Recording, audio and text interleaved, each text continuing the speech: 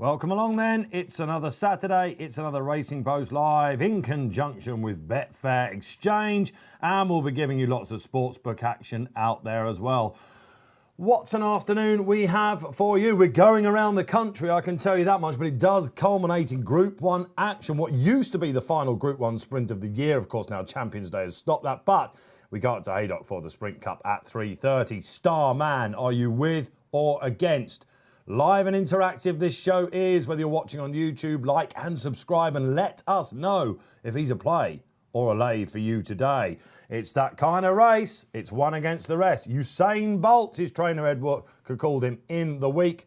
Will we see something special? Let us know whether you're watching on Facebook Live as well. Ramp up that chat. So much opportunity today. There's going to be a lot of fun, I can tell you that much. We go to Kempton, a little bit of Ascot as well. What's not to like about today? And if you want anything on Twitter, it's hashtag RP Live. Saturday Sizzlers then coming your way. 8 races, fast and furious. But there'll be lots of chat, which brings in my next guest on the panel. It's Nat Green back on the show. Good to have you, Nat. Perfect day for you, Nat, today. Lots of chat. Lots of chat. Chatty Natty. You prepared that, had you? It's usually me that's coming up with these lines. I'll tell you. Your one-liners are actually the best. They are. You're currying favour already, which is great. Play. Oh, you like it, right? I love it. it. Honestly, you should have seen me interview Wes Ward. It was bamboozling me with all these lines. I felt very out of place. But we're going to have some fun this afternoon. You stayed over in London last night. You came out with the biggest case I think I've seen you come into in the office. I wondered whether it was notes. You're on your second notepad, you said to us in the week. This is progress now. It's smaller. You've got a Racing Post as well, so you've got extra notes as well. I'm a bit worried about you, but, we'll let the family deal with that one. I'm really worried that I'm already, crying, laughing on the show, and we haven't even really started. I've got the Weekender, I've got the Racing Post, and my notebooks. There's no way. You don't tip at least 4 winners today. We're going to think there's something wrong with you. What's the worst I've done so far? 2? I don't know. The worst I've done is tip 2 winners. Yeah. I'm going for even more today. It is the worst we're doing. We've got in the gallery today, top team as well. The Lee brothers are in. The Millwall brothers are here. We're not far from the Millwall ground, let me tell you. What can possibly go wrong? Trading for Betfair today. We'll get on to the Betfair angle, but the professor himself, Andrew Mount, comes back in. The last time I was in with Nat, you were also with us. It was Stewart's Day. Andrew, great to have you back, man. Yeah, thanks. Nice to be here and good to see you both. Yeah, and this is, again...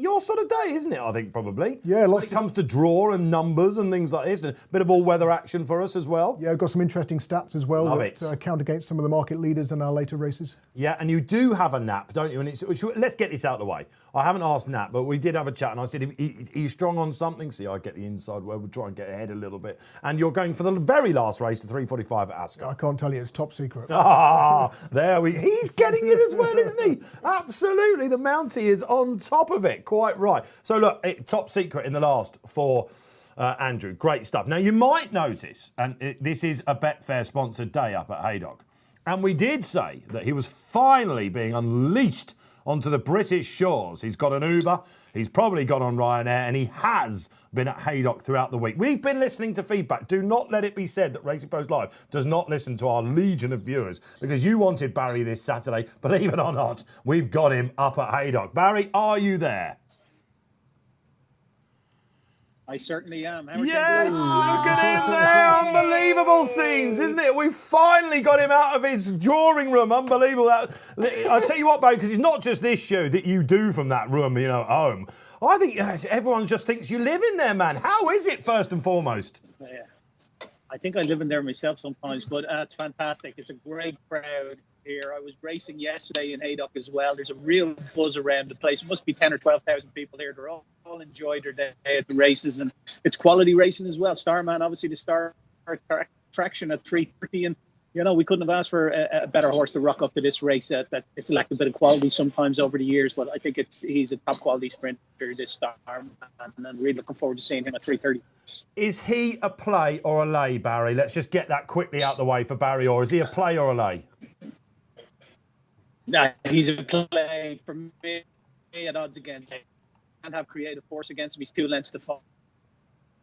The July Power, who's been letting the quarter and finding that July Cup running. And, I think the ground went from last day in the Prix de Geese, where he still ran a very valiant race. I just don't see what's going to beat him. We're betting 4 places on the sports book.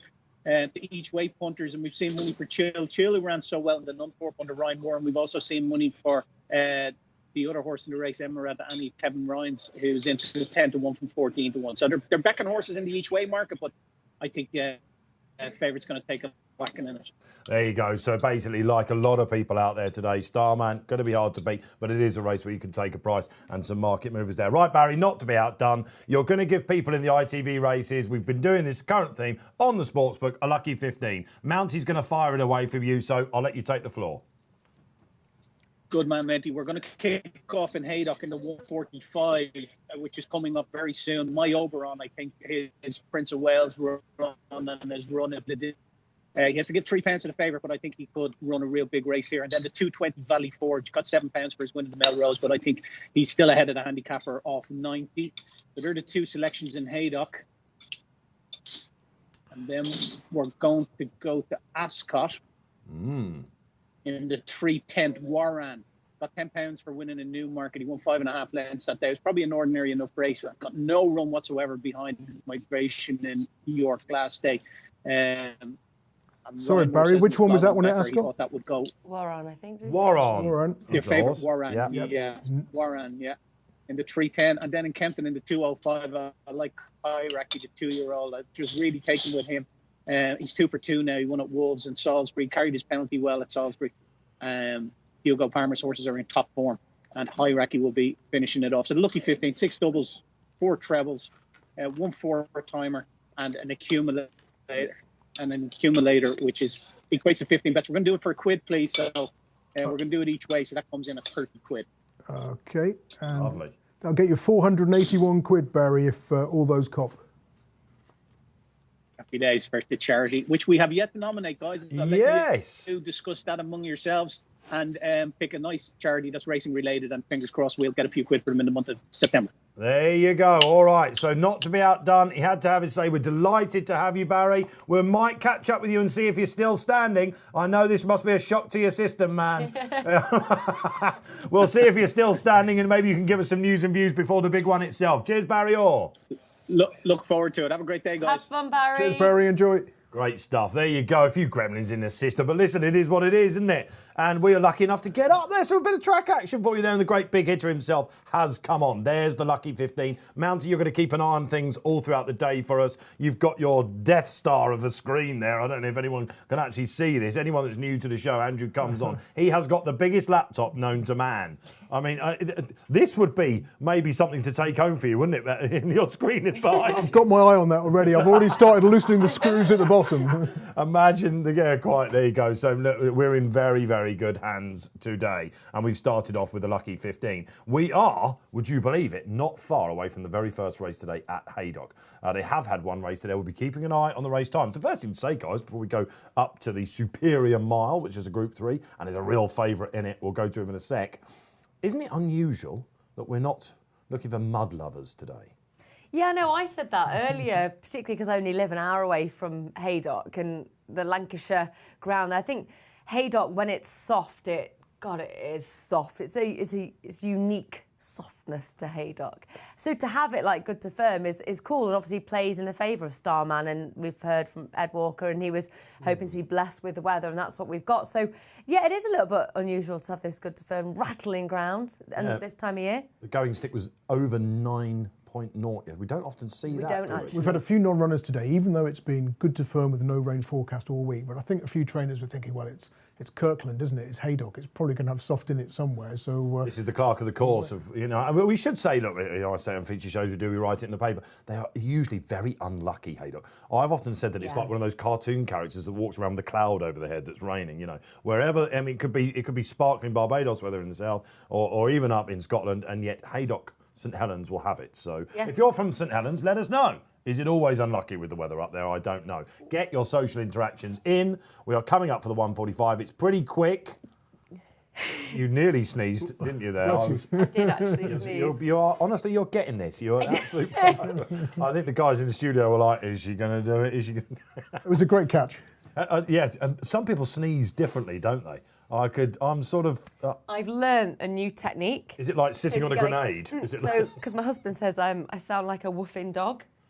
Because you don't go, achoo! Does he do that? You sound like a dog. So like if I just go, Are you allowed to sneeze, Andrew? I mean, it's amazing where this show goes, isn't it? Already we are. I've never considered it. I'm going to get some a decibel reader now and check that. don't try and sneeze with your eyes open. Maybe do some usually stats. unassuming and pretty quiet, and when they sneeze, they just absolutely Can't explode. let your eyes pop out if you try and keep them open while You you sneeze. can't be doing that now. That would be absolutely ridiculous. All right, so look, we're having some fun already. The market is up. If you're new to the show, we will be playing and giving you a tip in every single race. Please do gamble responsibly, of course. 8 races today. Pick your targets. Have some fun. Real-time analysis and reaction here on RP Live. This is the place to be for your alternative look, your second screen experience, as those clever marketing people like to call it. And you can see the exchange developing in front of your eyes. If you're not sure what it is, you should hopefully learn something today. Get involved. Open an account, put a $5 in, have some fun. Let's see where we can go with it. You can play or lay, be the backer or the bookmaker, basically.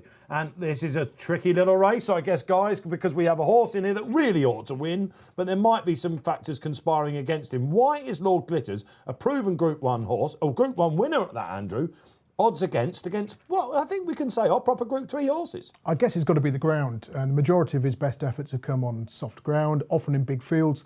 He got his best ever Racing Post rating when winning the Queen Anne a couple of years ago in a huge field at Ascot. It was officially soft that day. Now, he's actually got near that RPR with that second to Real World at York last time. It was quick ground then. And he's been a fantastic servant, hasn't he? We were reminiscing before we came on air about his Lincoln second to a Dave. What a Lincoln that was. Amazing horse. I bet they can't believe he was beaten, given what he's done since.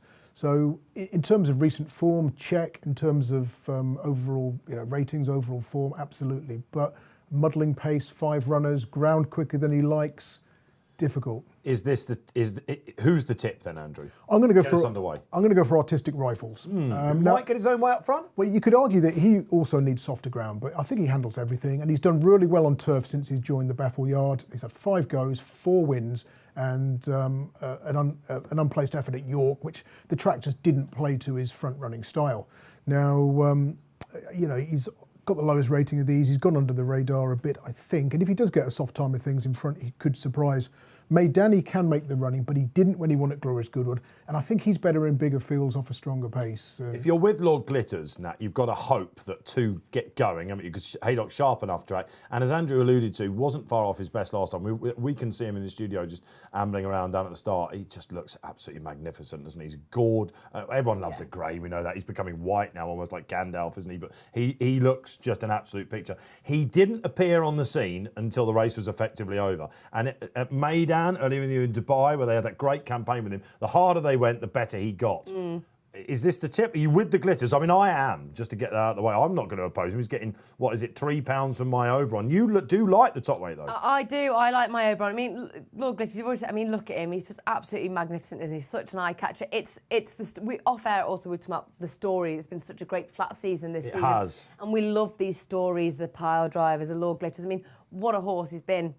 And for the owners, the Turnbulls, and to go over to Maidan January to March and pick up that What does the essay say? And do you know what? I do these notes, but I can't be bothered you've got to him in read them. capitals as well, like you're doing spotlight writing. I know, but then I've got to stick with my gut, because every time I go against my gut, it's wrong. And my Oberon, I just think for William Haggis, reaching for the headgear, I think will do the trick in a small field, will really light him up. The drop-in trip, I just do fancy my Oberon. I see him finally getting an overdue success. His natural ability is in abundance. He's the only one of these to have run at Haydock before. That was second in this race last year. He just doesn't always produce it on the track. Yeah. I think his natural talent, and looking at him as a horse, he's got the full package. But Lord Glitters does produce on track. You could see, look, you can argue both cases, but you've got to have a pick, and my pick is my Oberon. If I'm wrong, I'm wrong, because I'd love it to go to Lord Glitters. Yeah, okay, all right, so he's got to give him £3, but Lord Glitters might not get it all his way. Right, viewer interaction. Lord Glitters, a spotlight verdict as well. Free show, this, of course, is free content out there for you. And Paul Bakewell opens the show as well. He says, first race live, I've got my sensible head on. Lord Glitters to be placed 4-7, looks rather solid. Andrew, talk me out of that one, it does. I couldn't argue with that. Look at I should mention Bell Rock as well. We haven't mentioned him. He's the late mover on the Betfair Exchange into 7.2. It has been as big as 10.5, just over 9-1. But he's never won away from Newmarket's Rolling Mile. He's had 4 runs there, 3 wins and a place in the Cambridgeshire, 0 from 9 elsewhere. He's a high-class handicapper, isn't he, basically, at the moment? And he was behind Lord Glitters at York last time. He was. It was a comeback run. That was a step back on the right direction. I quite like him here, but I just can't see him beating the Glitters. Yeah. And with, of course, My Oberon has got the blinkers on for the first time. Will that spark him back into life? From memory, Andrew, I would think that it's unusual that Haggis, it's a last resort for Haggis, isn't it?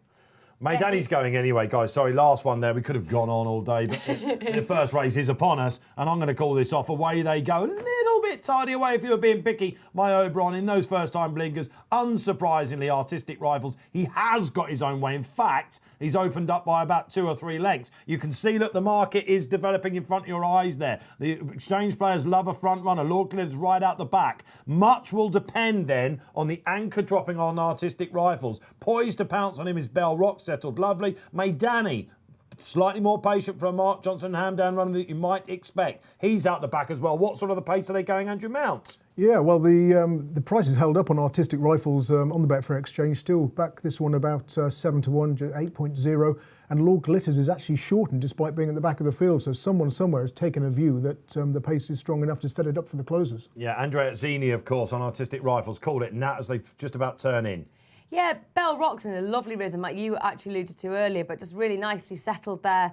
Artistic Rifles, I think, I don't know. I mean, he's trying to slip him here, isn't he? Yeah, he's really putting a big gap between them here. It's whether he's Mounts, he's getting a bit colourful here, isn't he? I don't think. I don't think I've ever heard him say, "Go on, boy." What's the exchange saying?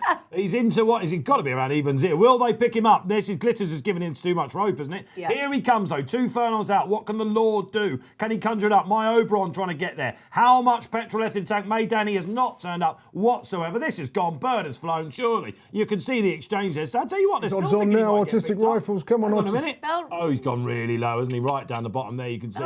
They're coming. Bell Rock. Lord Glitters just hasn't run his race at all. Artistic Rifles. Well, one of us knew. Wow. The professor himself conjured it up out of nowhere. Artistic Rifles hits the target in the first race. Well done if you were with Andrew Mount. It was never, plain sailing. Absolutely. You've obviously played Go On Boy. Where does this come from? I was talking to you. I thought you were getting the coffees in. Listen, I'll tell you what, if my tipping continues this from 3:45, I think that'll be where I am at. But you thought he might get his own way. It was a good ride by Andrea Zini. We can say that on front runners. It can be easy sometimes, but a good front running ride is to get a lead, not get pestered, get a breather, and then kick, right? Well, that was a really good front running ride. Like the breathing was there when I said, "Oh, might just get caught at that point." Let the horse just have a bit of a breath and then push on again. That was a class ride. And this horse, look, he's so highly progressive in handicaps. I did think preliminaries, this is much deeper waters for him. But if you'd be absolutely over the moon with that performance. That was your horse, wouldn't you? Yeah. Fantastic. I mean, he really caught the eye at the start of this season when he won the Spring Cup at Doncaster and into the headwind that day, field of 20, and still managed to make all despite the fact that he had the worst of the wind. And fantastic since. One defeat. I say York front runners don't really go hand in hand, do they? And he bombed out there. But that's now. You forgive anyone a York bomb, don't you? A bomb out. I always do. Oh, yeah, it's not hard to do. But he's an interesting horse. He started off with Charlie Hills, didn't he? Then he went to Italy. And now he's back with the Bethels. And Ed Bethel, of course, who's taken over for his father, James, at same stable, same operation. But a young trainer that's keen to make a name. Delightful trainer he is. Is he? Yeah, really nice guy. Fearby, of course, is the young 2-year-old they're hoping will still prove himself a good really nice guy. But just look at here in the closing stages, wants it, doesn't he? Honest. Ears back, genuine. Proper, wants it. Wants it. Wants it. But Bell Rock ran an absolute cracker in that. It's one he's back, isn't he? Yeah. My Oberon, third in the first-time blinkers. Maybe, I don't know. I don't want to say the ground was too quick for him, but he just, I don't know what trip he wants these days. I think it was a bit disappointing, wasn't it? Not as disappointing as the Glitters. He's just terrible. First one at Haydock, ground a bit too quick for him, but still. Held up off a steady pace, and he's the kind of horse you won't mind backing him on Champions Day if it's hock deep mud at Ascot and he's 33-1. He is that sort of. He's a bit of an accidental agent, isn't he? Of course, people sort of had them in the same, but he proved himself in Maidan, didn't he? And Maidan hasn't turned up at all, so a bit of a mixed bag in that race. But Artistic Rifles, Tom Segal, Bryce Wise fame, of course, put that up as well. Racing Post Sport readers in absolute clover at the moment. All right, we've got to move on. Shall we go to Kempton, the 205? Yes, let's get it up there. And again, this is an interesting race, isn't it? We'll go to this in a minute, guys. It's 205. We've got 15 minutes. Means we've got a bit of time to have a bit of chin wag, I think. And there's something that I want for our viewers to think about today. It is Starman Day. It would have been brilliantly trained by George Bowie. George Bowie, do you think, was livid when he really got hot? This would have been the perfect horse for him to train, wouldn't it? The Bowie references and stuff like that. Did you actually just sing a bit? Well, I started and then realised what a dreadful You were actually on camera. Yeah, my mic's actually live. I was like, but no, I'm not a very good singer. Yeah, it is about Starman, isn't it, today? Yeah, so it's a Haydock Group 1 sprint, 6 furlongs. Let us know, A, if you think Starman is the absolute nap of the day. What is the reason for taking him on? Are you going to have a look elsewhere? There are angles in it. Andrew's got loads to give you. Graham Rodway did a piece in the paper today about his preview. Did you read it? About the abominable record of 4-year-olds in the last 10 years. I mean, that if you like Starman, perhaps don't go for G's preview. But I would like to know people's favourite sprinters out there. All time. Okay, you go back to the likes of Deja, or you can go most recently, of course, with your Starman. But who is your favourite sprinter out there? We've all got them. And when I asked you guys this, I said this will be our hook today. You know, all the guys out there will love to let us know, get a word and why. Let us know out there. We've got plenty of time to do that. Who is your favourite sprinter? And it's not something that immediately comes to mind, is it? So we'll help the viewers a little bit by getting the memories going. You mentioned trainers of sprinters and some start coming to mind. Tim Easterby, obviously. When you go back to Haydock, Pipalong won it in 2000. Somnus won it in the mud. I think mud-loving sprinters, people always love them. I've got some coming to mind now. I'm trying not to say them until they come in. I don't want to spoil them. But then you think about, you know, Dandy Nichols, the late Dandy Nichols, you know. Bohemian Pirate was one of mine. Would you remember him? God, no. God, Dandy. Is that black and white colours? It was. Yeah. It was the Lucayan stud colours. I think I first went to Ascot and he won a race there. Olivier Pellier came on. Amazing days. Days have gone by, you know, but Bohemian was great. What I love about this, though, I can't wait for our viewers to interact, because I think a lot of it is like your fondness, like your memories, like your nostalgic memories. Exactly. Like for me, like Alpha Delphini for Brian Smart, because I remember when I worked on all the Yorkshire tracks, it was a big thing then. Alpha Delphini. It was a horse that we were talking about, and when we bit of a giant killer, wasn't he, Alpha Delphini? Yeah, and when we were seeing Brian, we'd be asking him. So sometimes it's not necessarily like the best sprinter, because I wouldn't compare Alpha Delphini to Battaf, we're not asking for the mean? best sprinter of all time. That would be another debate, wouldn't it? Who's your favourite sprinter? Track specialists come to mind, don't you? Yeah, and we talked about Jack Berry, Paris House, of course, who was fantastic. Ran in the Nunthorpe as a 2-year-old, finished second to Sheikh Albadou. That one went on to win at the Breeders' Cup. That's because you remember this because it's just when you were getting into racing. racing. I mean, like late 80s, early 90s. I know I don't look old enough. That was when I was certainly do. getting into it. And this one was second to Locksong when we last saw him as well. There you go. We're getting there, aren't we? Locksong for the Baldings. All the names are starting to come out. I've only got to say Jim Goldie to you, and all of a sudden your mind will just go everywhere. But listen, let us know your favourite sprinters out there. We'll build them up. Yeah, it's a nice topic. Up until, exactly. We had favourite horse, we had bogey tracks, all that sort of thing. We like to do it on a Saturday where we can do it. And let's face it, we've got the panel to do it with as well. So it's live and interactive. Let us know. You can do it on the YouTube. There's a chat on the live there, Facebook Live as well. The guys in the gallery will sift them out and get them through. I love that, on the YouTube. Is that what I just said? Yeah. You know, like when I've seen pelters coming my way, aren't they?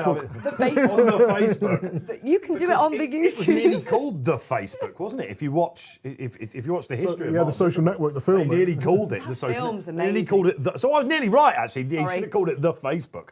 You really should. Absolutely. Listen, as you might be aware, I'm not the biggest social and technical guy out there. I'm getting there. Can I tell you something interesting as well that I'm seeing on the news desk feed coming up at the Racing Post as well? If Holly Doyle, who is at Haydock today, wins the Old Borough Cup. Is that 255, I think it is, isn't it? The preceding race. The wonderful old, long-standing handicap won by Yukon Glen last year, you remember? Usually on terribly soft ground. If she wins it and is in the first two in the Sprint Cup, which is possible, she's on her favourite, Glen Shiel, who on his day, a Group 1 winning sprinter. Maybe the ground's not good, but it will take her past the 2 million prize money barrier. Now, that's going to be big news, I think. We will certainly make it big news, but it will go outside mainstream media, I think, because Holly does that. Reach and power. Now, if you think that's a high mark And listen, all equality for a female rider. I don't think Hayley's passed 1 million. So Hayley Turner. So it tells you what sort of ground Holly's breaking. You've surprised me actually with that figure. That has actually surprised me. That is a colossal amount. Absolutely, it makes you really sad, doesn't it? But she will do it, and she's on Noble Masquerade in the Old Borough Cup, so watch out for that at 2:55. Yeah. And if she finishes in the first two, Keels likes that. Yeah. Yes, absolutely. Well, Sizzlers today, and well watched. He does like that indeed. And there's been a mover in that actually. Before we go to talk about Kempton, it's yours. It's Rodzinski. Which again, you've only got to, if you want to go onto Google and just Google Nat Green and Rodzinski, you'll find out why this is quite humorous. But Rodzinski, who was, I've got to have a bit on him. Yeah. In that, because the ride he was given in that last year, if you remember, this time last year, he'd gone too quick at York and he got pipped like he tends to do, old Rodzinski. You'll give us the word on why you think that is. And then Richard Kingscote got back on him in this. I think it was Richard Kingscote that got back on him. And I thought, we'll just change tactics. It was I backed it was one of the most excruciating watches. He was never really on the scene, but he never really came off the bridle. There's a few old favourites in that race. Rodzinski is one. He's been a bit of a plunge. Yeah, Rodzinski is so reliable. He is amazing. He's just, I don't really want to do him down, but he's just a wee bit quirky. Like when I was at Haydock with him, I honestly thought Is he soft? Yeah, he's very soft, and he's... So I don't feel so bad calling him softy, don't I? Oh, no, he's very soft. He's got a very unusual personality. There's no sort of malice or robustness about him. He's, you need to sort of get to know him. You can't just barge in his stable. He'll run to the back. He'll run to the back of the stable. Paul, who looks after him, Paul's looked after him forever. Paul is absolutely in love with him, and they were in love with each other. So a lot of it is trust with Rodzinski. But the time at Haydock just blew my mind because he was absolutely the winner, and then kind of when he gets to the front, I think he thinks, I'm all right, I've done it. And what about the ground? Talking of soft, he has one on heavy. Does he need it softer than it is today? I don't know anymore with Rodzinski. He's so hard to... As horses get older, do they become a little bit less dependent because they've been around for a while? The more exposed types? No, I don't know. No, I think as they get older, you want a bit of juice in the ground. You don't want them the other way. their Look after bones. themselves a bit more. Yeah. Okay. You don't want them rattling their bones and their joints. You want to have a bit It's like doing the park run at my age. You need to warm up a bit, and because the old knees have gone. Yeah, it's genuine, and particularly with jumpers, your older jumpers.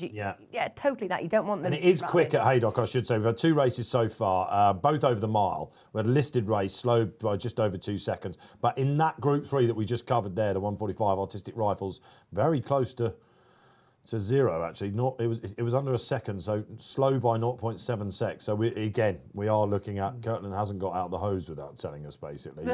We weren't sure. To give you an idea of the last time it was run on Good to Firm, this was Keels yesterday, it was telling me, because he loves to look at these things, Keels. It started on Good to Firm, I don't know, maybe say 4 or 5 years ago. I can't think off the top of my head the exact year, on Good to Firm. And by the 3rd race, it was nearly good to soft. So there had been a bit of, they're so worried about fast ground, especially at Haydock. It must be freaky for them, wasn't it? Like, what do we do? You know what I mean? It's like, we're going to have loads of non-runners, no runners. On Thursday, it looked like they were kicking up dust. It was... Yeah. So it looks like they've maintained a nice ground, doesn't it? It certainly looked fine. It looked very safe indeed. No problems about the ground at Haydock. And we don't think there'll be any problems about the ground, of course, on Polytrack at Kempton, which is our next race. Get your favourite sprinters in. Any questions for Nat, or indeed the Professor Mount himself, who's off to a flyer. Where's he going, of course, in this? Remind me the name of this race. Of course, the Cyrenia Stakes as well, isn't it? Of course, the Group 3. We've changed the name of this. This was a good day for me last year. The mighty Gurkha made all in it.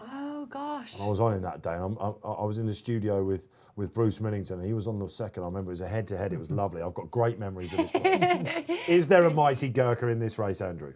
Very possibly. One interesting thing to mention about this race is, first of all, it's 6 furlongs at Kempton. This year we've had 42 races over course and distance. 21 of the 42 races have been won by stalls 1 or 2. So there's a big advantage to being drawn low. There's a big advantage to being up with the pace. As you said, last year's winner, Mighty Gurkha, made all. And also, experience has counted for a lot in this race. I've gone back 15 years. 13 of the last 15 winners had raced 3, 4 or 5 times previously. Some of them more than that, those some less. Those who'd had just the one run, 0 from 6. Those who'd raced twice, 0 from 14. So you've got... Should we go and make the tea? We will make the coffee. Well, I mean, we're redundant. I'm like there. I'm trying to take it all in. I feel like I'm in a washing machine of stats. I'm like that. And so, which is the one you're taking out of it? Probably the stalls, isn't it? And like, we need to be on the drawn low and on the pace, right? Yeah, basically. Right. All right, that's good because I'm in stall 6, which is towards the outside. So, okay, great. He does this, Andrew. You've got all these. When you've got early toe, you might be able to get a good position. It's fascinating. I've got to say, it is absolutely fascinating. So you got Wings of War, Who looks like a bit of a hot pot, doesn't it? Really? Yeah, did best of those drawn high when third in the Premier Yearling Stakes at Hugefield at York last time out. It's got early speed, but couldn't argue with that if you fancy that one's been very well back. Currently 2.88 on the Betfair Exchange, having been the best part of sort of 137 to 2 early doors or last night. Hierarchy only had the 2 runs. I know Barry fancies that one, but It's been really well backed, hasn't it? Yeah, I mean, I thought you might have been a little flattered by that Salisbury run. That was you had to be down the middle at Salisbury that day. The far rail was no good, and he was one of 2 who raced wide in the race. But has got, of course, all-weather form, albeit onto Peter. Yeah, and drawn 2 as well. So I must admit, I saw that, and I thought, does this look a bit obvious? Oshin and High. So I'm no surprised that the money's come for this chap from stall 2. Yeah, I'm the same. This race in particular, apart from my notes, I actually really enjoyed watching the replays of these horses. Which you can do on the members section. That you should, again, if you really want a job here, that's the next. Put the notes next time. I must remember to mention members section. All right, which of course you can. I must remember. I must also remember to give the producers my picks before we go on air. Oh no. Which I may have forgotten to do as well. Well, that's on them, I think. I'm going to be sent home. They're Millwall supporters, I'm telling you. I'm going to be sent home soon. No, Wings of War did hang left, but even in the comments, the race was hung left, but it wasn't drastic.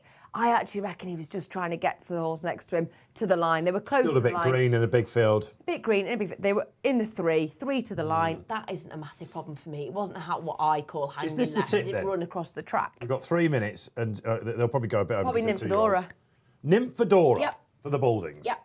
Ran well in the Lowther. Up to 6 furlongs seemed to suit absolutely brilliantly. Love the breeding, no nay never.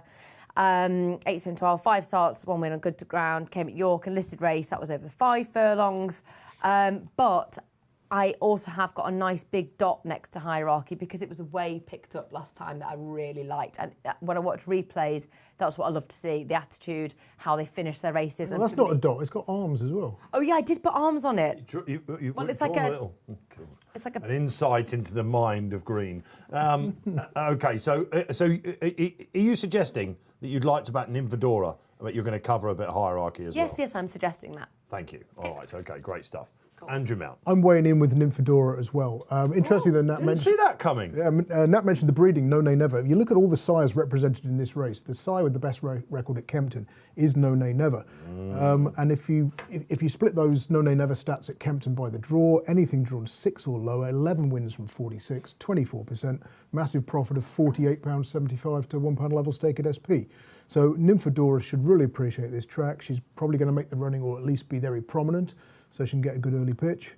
I mean, of the others at bigger prices, Princess Shabnam clocked a good time when winning at Yarmouth. I didn't think she was out of it at a big price. There's a little bit of a late nibble for her on the Betfair Exchange into 22 to 1 now, 23.0, having touched 40 at one stage. And I wasn't quite so keen on the stall 1 runner, Eve Lodge, who I thought might have been flattered at Yarmouth. The horse she finished second to last time did win her listed group race, at Salisbury the other day. But there was a headwind that day. She was a big gamble at Royal Ascot, wasn't she? Do you remember when the ground came? And and then she disappointed at Yarmouth last time when everyone thought she'd win. Yeah, I thought she was flattered because... She looks like one of those though, Andrew. I think she's better than a mark of 85. I can see why they're going for, some black type with her. A pattern race, Scott's Grace, I thought, looked a really smart prospect. Right. And just the Now best, you've best mentioned the trainer's winner. name ever. And along with Hierarchy is the only all-weather form in the race. And this is over course and distance. They've definitely saved her for this. She's in stall 6. It's a she, isn't it? I mean, she was very Yeah. she was very impressive. She didn't beat a great deal. No.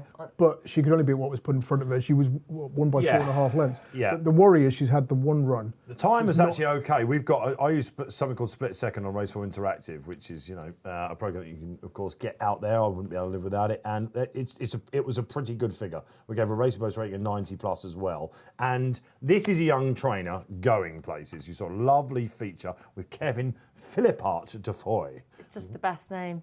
Name Imagine making just a table Sounds like he reservation. should be in a Pink Panther movie, doesn't it? Philippart de Foy.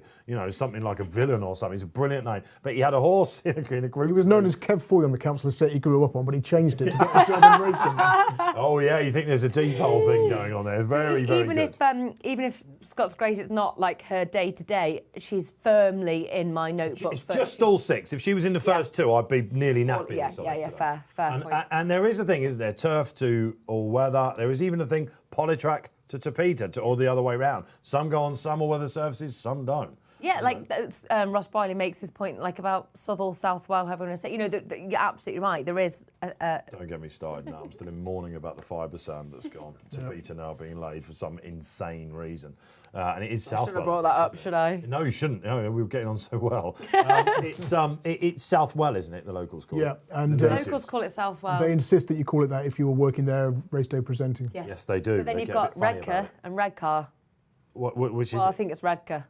Oh, well, I call it Red Car, so Yeah, I that's think very it's Red southern, Car. isn't it? Ascot. Oh, no, we're getting another social tease. Keep your sprinters Yeah, coming in, keep by the way. talking to us, We yeah. have got lots of sprinters being built up, the guys in the gallery are telling me, so can't wait to get stuck into those. Our old favourite sprinters, your favourite sprinters of all time. Doesn't have to be one, and give us 2 or 3 if you like. Align with them as well would be absolutely lovely. You can get involved on YouTube, Facebook Live, of course, or anything, Twitter. We're off, though, 2:05, and it is the Cyrenia Stakes. Now, who's going to lead? Who's going to try and be Mighty Gurkha? First thing to say, Princess Scots Shabnam. Grace and Daniel Muscat have got a bit of cover. And on they come then. Honey Sweet for Nick Bradley and connections. Having such a good year with their 2-year-olds again. Princess Shabnam, Sean Woods. Great to see Sean back with a runner. They're going quite hard here, Andrew, aren't they? Nymphadora in third. Yeah, we've seen the pace hold up in so many of these 6 furlong races at Kempton recently, though, so I wouldn't be totally despondent if you're on Princess Shamlan or Honey Sweet.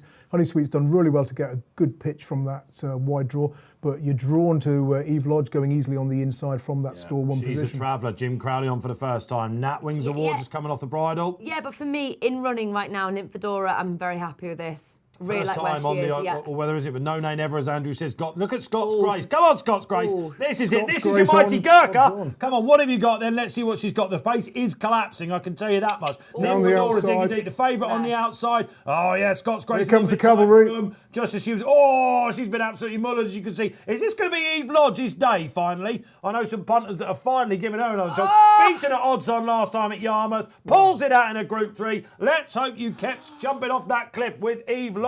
Jim Crowley, the magic of Crowley. Wow. We'll talk about the favourites running second, Wings of War. We'll have a look for the third because it got really messy there. Scots Grace was probably just flattening out, but went from third to last because the door slammed on her. There's the 101. Eve Lodge then. Charlie Fellows, who of course got Prince of Arran coming up at 2:40. I'm talking about favourite horses. Looks like he's going back to Melbourne. He's having another crack at the September Stakes as well. Was Nymphadora last in the end?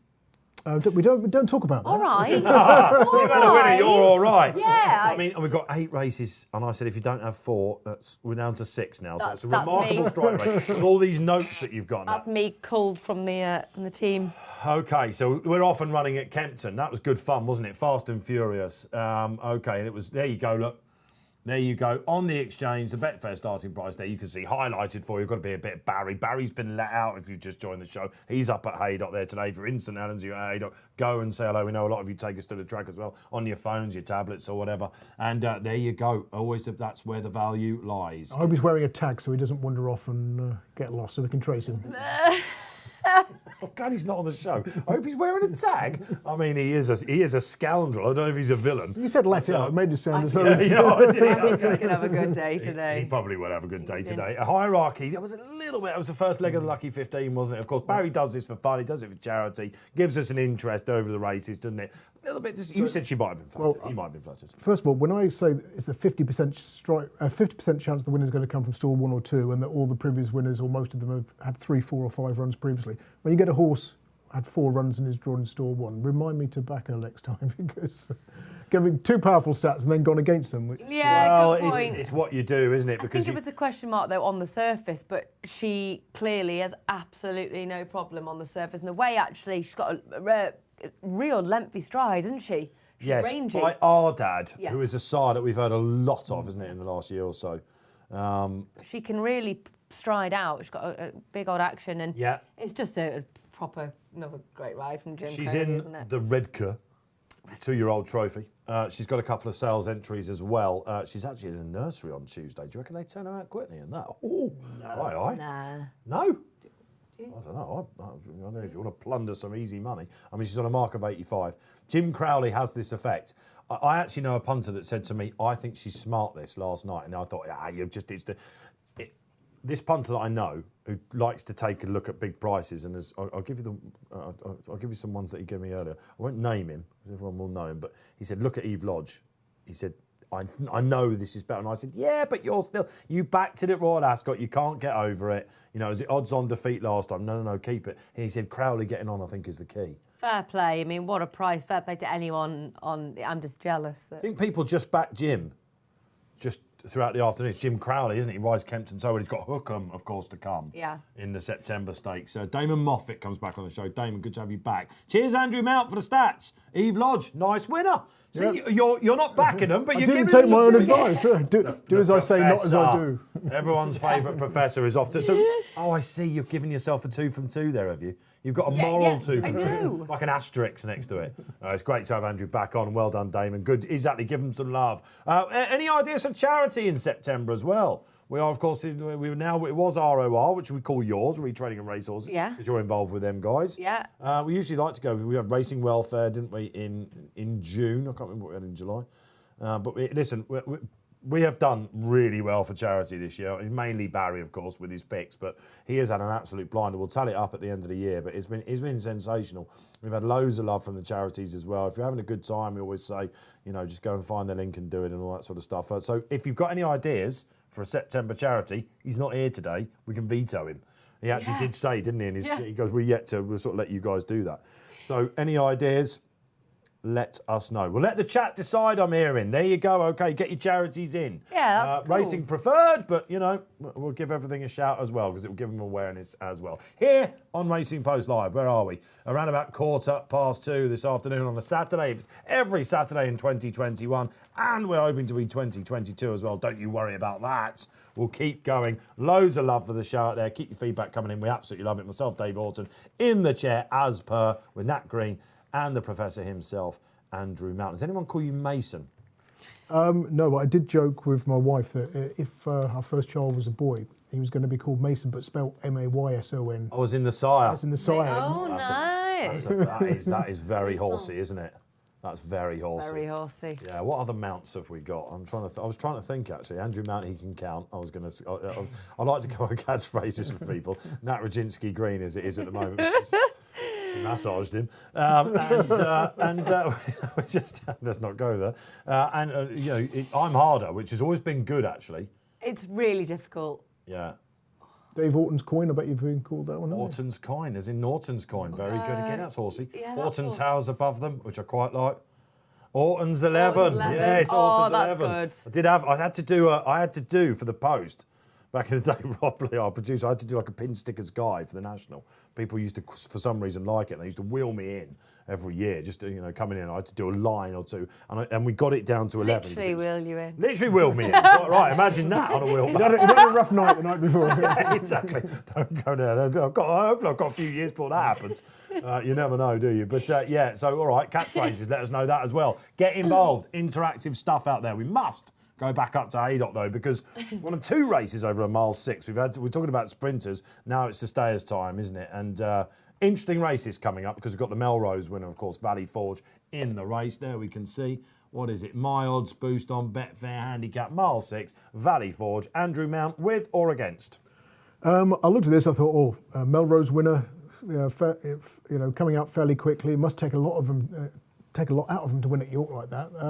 8 of the last 20 Melrose winners won on the next start. He made a profit of about 12 quid to a £1 level stake. He's back off again. Look, he's 8 of the last 20. Oh my goodness. So I'm now like. I think he sleeps. Not only I'm now in the washing machine like this.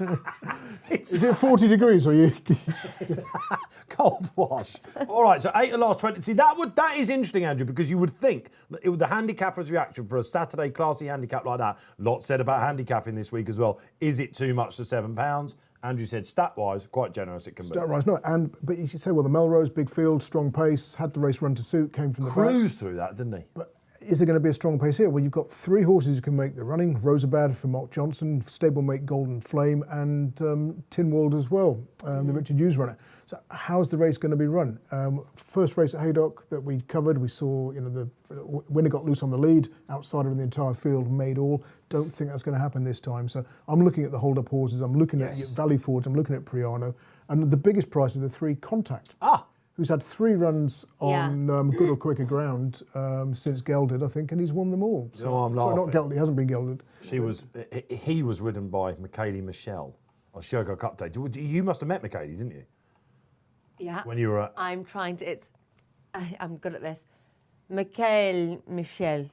I mean... Because I had to practice it about 55 times before I interviewed her for ITV. You obviously nailed it. Is she from Wales? Or?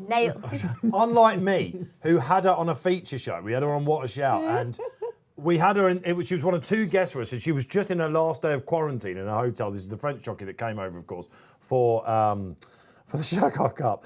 And Rob Lee, our producer, was in. I could hear them saying, "Yeah, just censor yourself a bit more. Get your headphones." She was like this, and I went, "This is going to be an absolute nightmare." I turned into Steve McLaren. I started going, "Welcome to the show." All of a sudden, people were getting low references and stuff. The clips out there. I could see them. I could see him in the gallery going, "This is absolutely." And Paul Keeley was there, and even he started doing it.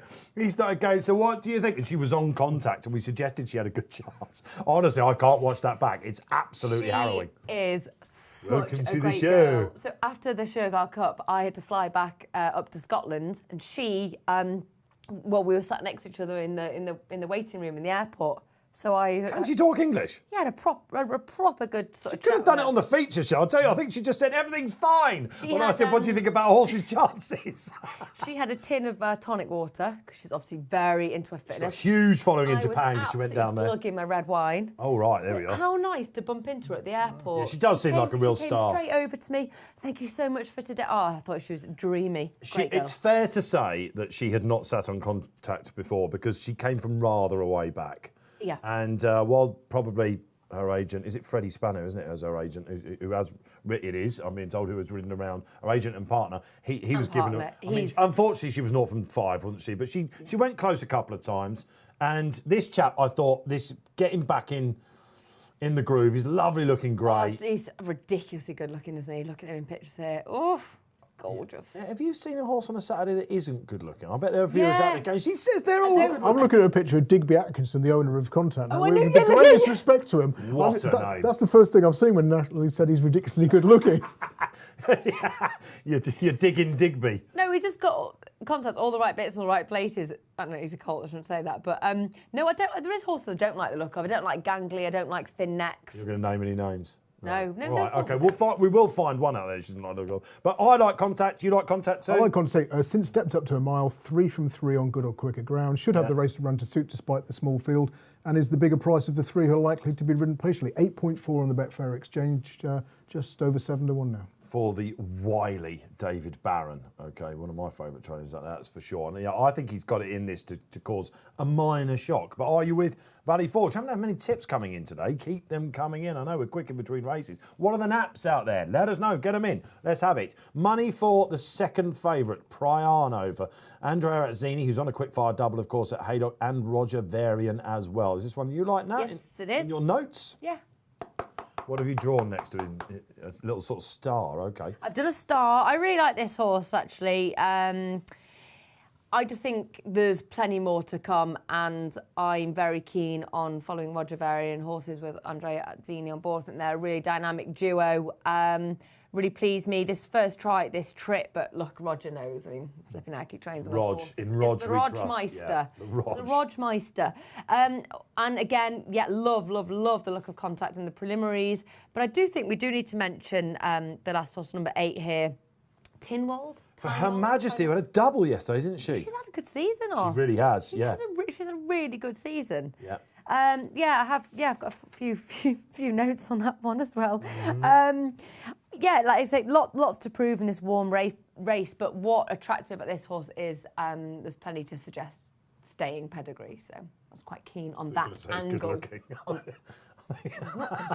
looking. With Danny Tudhope on, of course, who's hoping for a lot better luck than Lord Glitters. I'll see if I can find an excuse about Lord Glitters out there for you. It's too bad to be true, wasn't it? Okay. Priano. So none of us are going for Valley Forge. This is a 3-year-old only race, of course, as well. Extremely progressive for Andrew Baldwin. We might have egg on our faces here, mightn't we? But 11 to 8 looks a little bit short for me. What price on the exchange at the moment, Andrew Mount or Barry? We should call you Barry Mount today. We can do. I've been called a lot worse. Mount Barry. Mount Barry. It's not an instruction. Look at Valley Forge has been pretty solid, round about 6-4, 2.5 on the Betfair Exchange. Now the late mover is one of the Mark Johnson runners, Golden Flame. Has touched sort of 25 to 1, Betfair price of 26.0 into 10.5 now.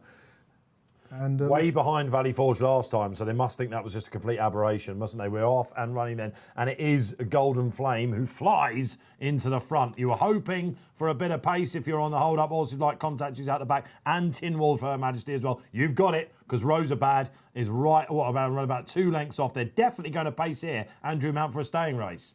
Yeah, and Golden Flame's got to the front. His 2 previous wins have come in fields of 3 and 4 runners, and this small field being able to dominate might suit him. So Contact's looking pretty keen. That is the only worry, isn't it, over this 1 mile 6? He is pulling a wee bit there. You don't want him to exhaust himself. Remind me who takes the ride today. It's Ray Dawson, of course, who recently lost that Golden Claim.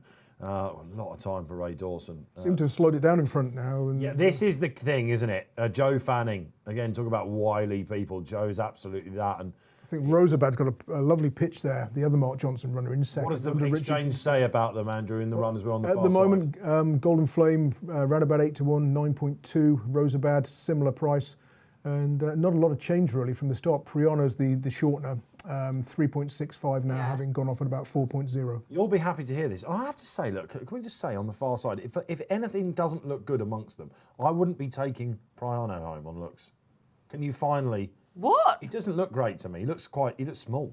Yeah, but he's a bit ratty. No, he's not. He's strong. He's compact. He's just because he's quite short backed, isn't he? With a big backside and quite a short neck. So it depends. Do you like him long and tall? Would you like them compact and short? Let's not even go there. Let's not go there. But a lesson to Dave Orton: never go up against the horseman. He's a typical Dabawi. He's a typical Dabawi, isn't he? He looks like a Dabawi. He sort of wants to make a move, doesn't he? Valley Forge surely in the box seat now, Andrew. Yeah, he's trading around about 5 to 4 now, 2.28 on the Betfair Exchange, and does have a lovely pitch there. You wonder why Contact's always given so much to do, don't you? It's got to be that keenness then. Yeah, making a bit of a move now on the outside. Contact as they turn in. Ray Dawson, what can he conjure out of Contact? But at the moment, still Golden Flame lighting him up in the pole position, isn't it? Tinwald, has he been too keen on the inside for Her Majesty? Here comes that strong travelling Valley Forge. Priano's there. Contact on the outside.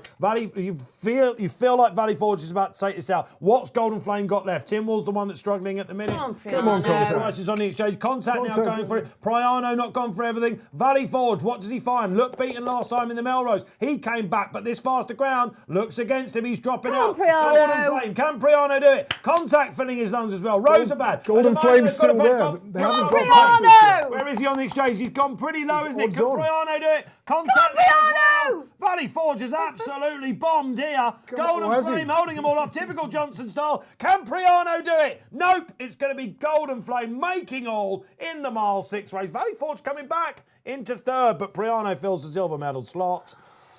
I'm livid. The opportunity for a 4-timer is dwindling. We shall get to that, Nat Green. But that was a Mark Johnson special. You said before the race, Andrew, there was money for him. They knew the Melrose was too bad to be true. Yeah, as is often the case on the Betfair Exchange, the last move is the most telling one, and plenty of money for that one. Some people have been lucky enough to get on at 25 to 1.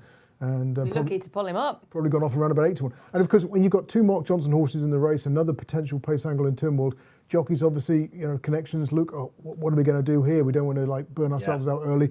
And it's turned out that Golden Flame's been allowed to do his own thing in front under Joe Fanning.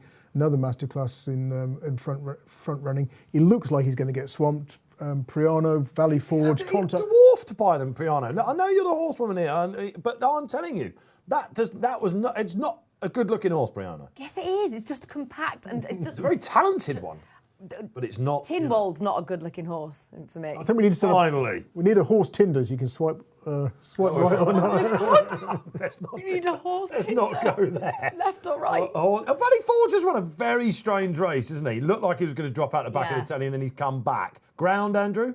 I think the way the race has unfolded, the pace, there's only 6 runners compared to the huge field of the Melrose, and they just haven't gone quick enough for him. I certainly wouldn't be too despondent and be quite happy to bet him next time in a field of sort of 12, 15 runners.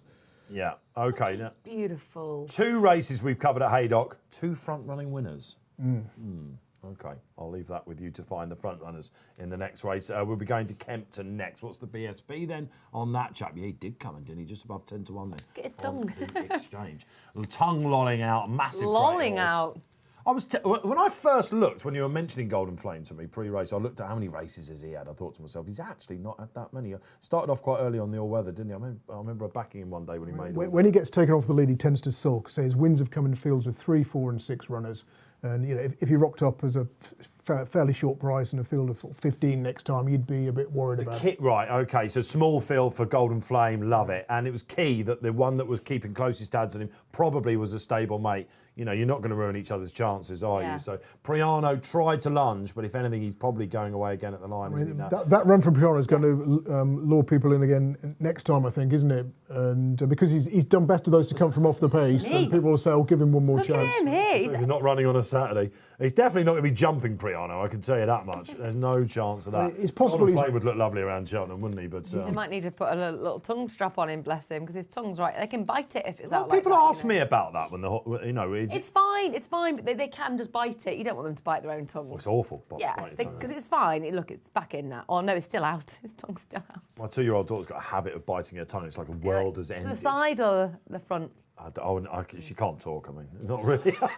She's not fluent at 2. No, she's not fluent in French like her dad. No, she's not. No, she's trying to keep her light under a bushel. That one. No, I daren't ask her. I mean, she just looks like she just wants to kill you when that happens. I can imagine for Have a you horse. thought of a tongue tie for her? You could try. You wouldn't want to get there. You'd come out with all sorts of scratches. All right, 3 races down here on Racing Post Live. Joe Fanning, we can see walking in, being interviewed with a lovely smile on his face. It's Saturday. It's a Johnson winner. Hey ho. Do you need to be on the front end then at Haydock? We think so. Will that be the case in the next race that we've got for you around about 10-30 minutes time? That's interesting, Andrew Mount. Are you an Outbox fan as well? We'll get to that because Hookham is coming out to play again. No Enable, of course, this time. The winner of the last 2 races, the queen of the turf. But a lot of people, let's just talk about this quickly. Before we get to Hookham, however you pronounce it, we were musing on that earlier.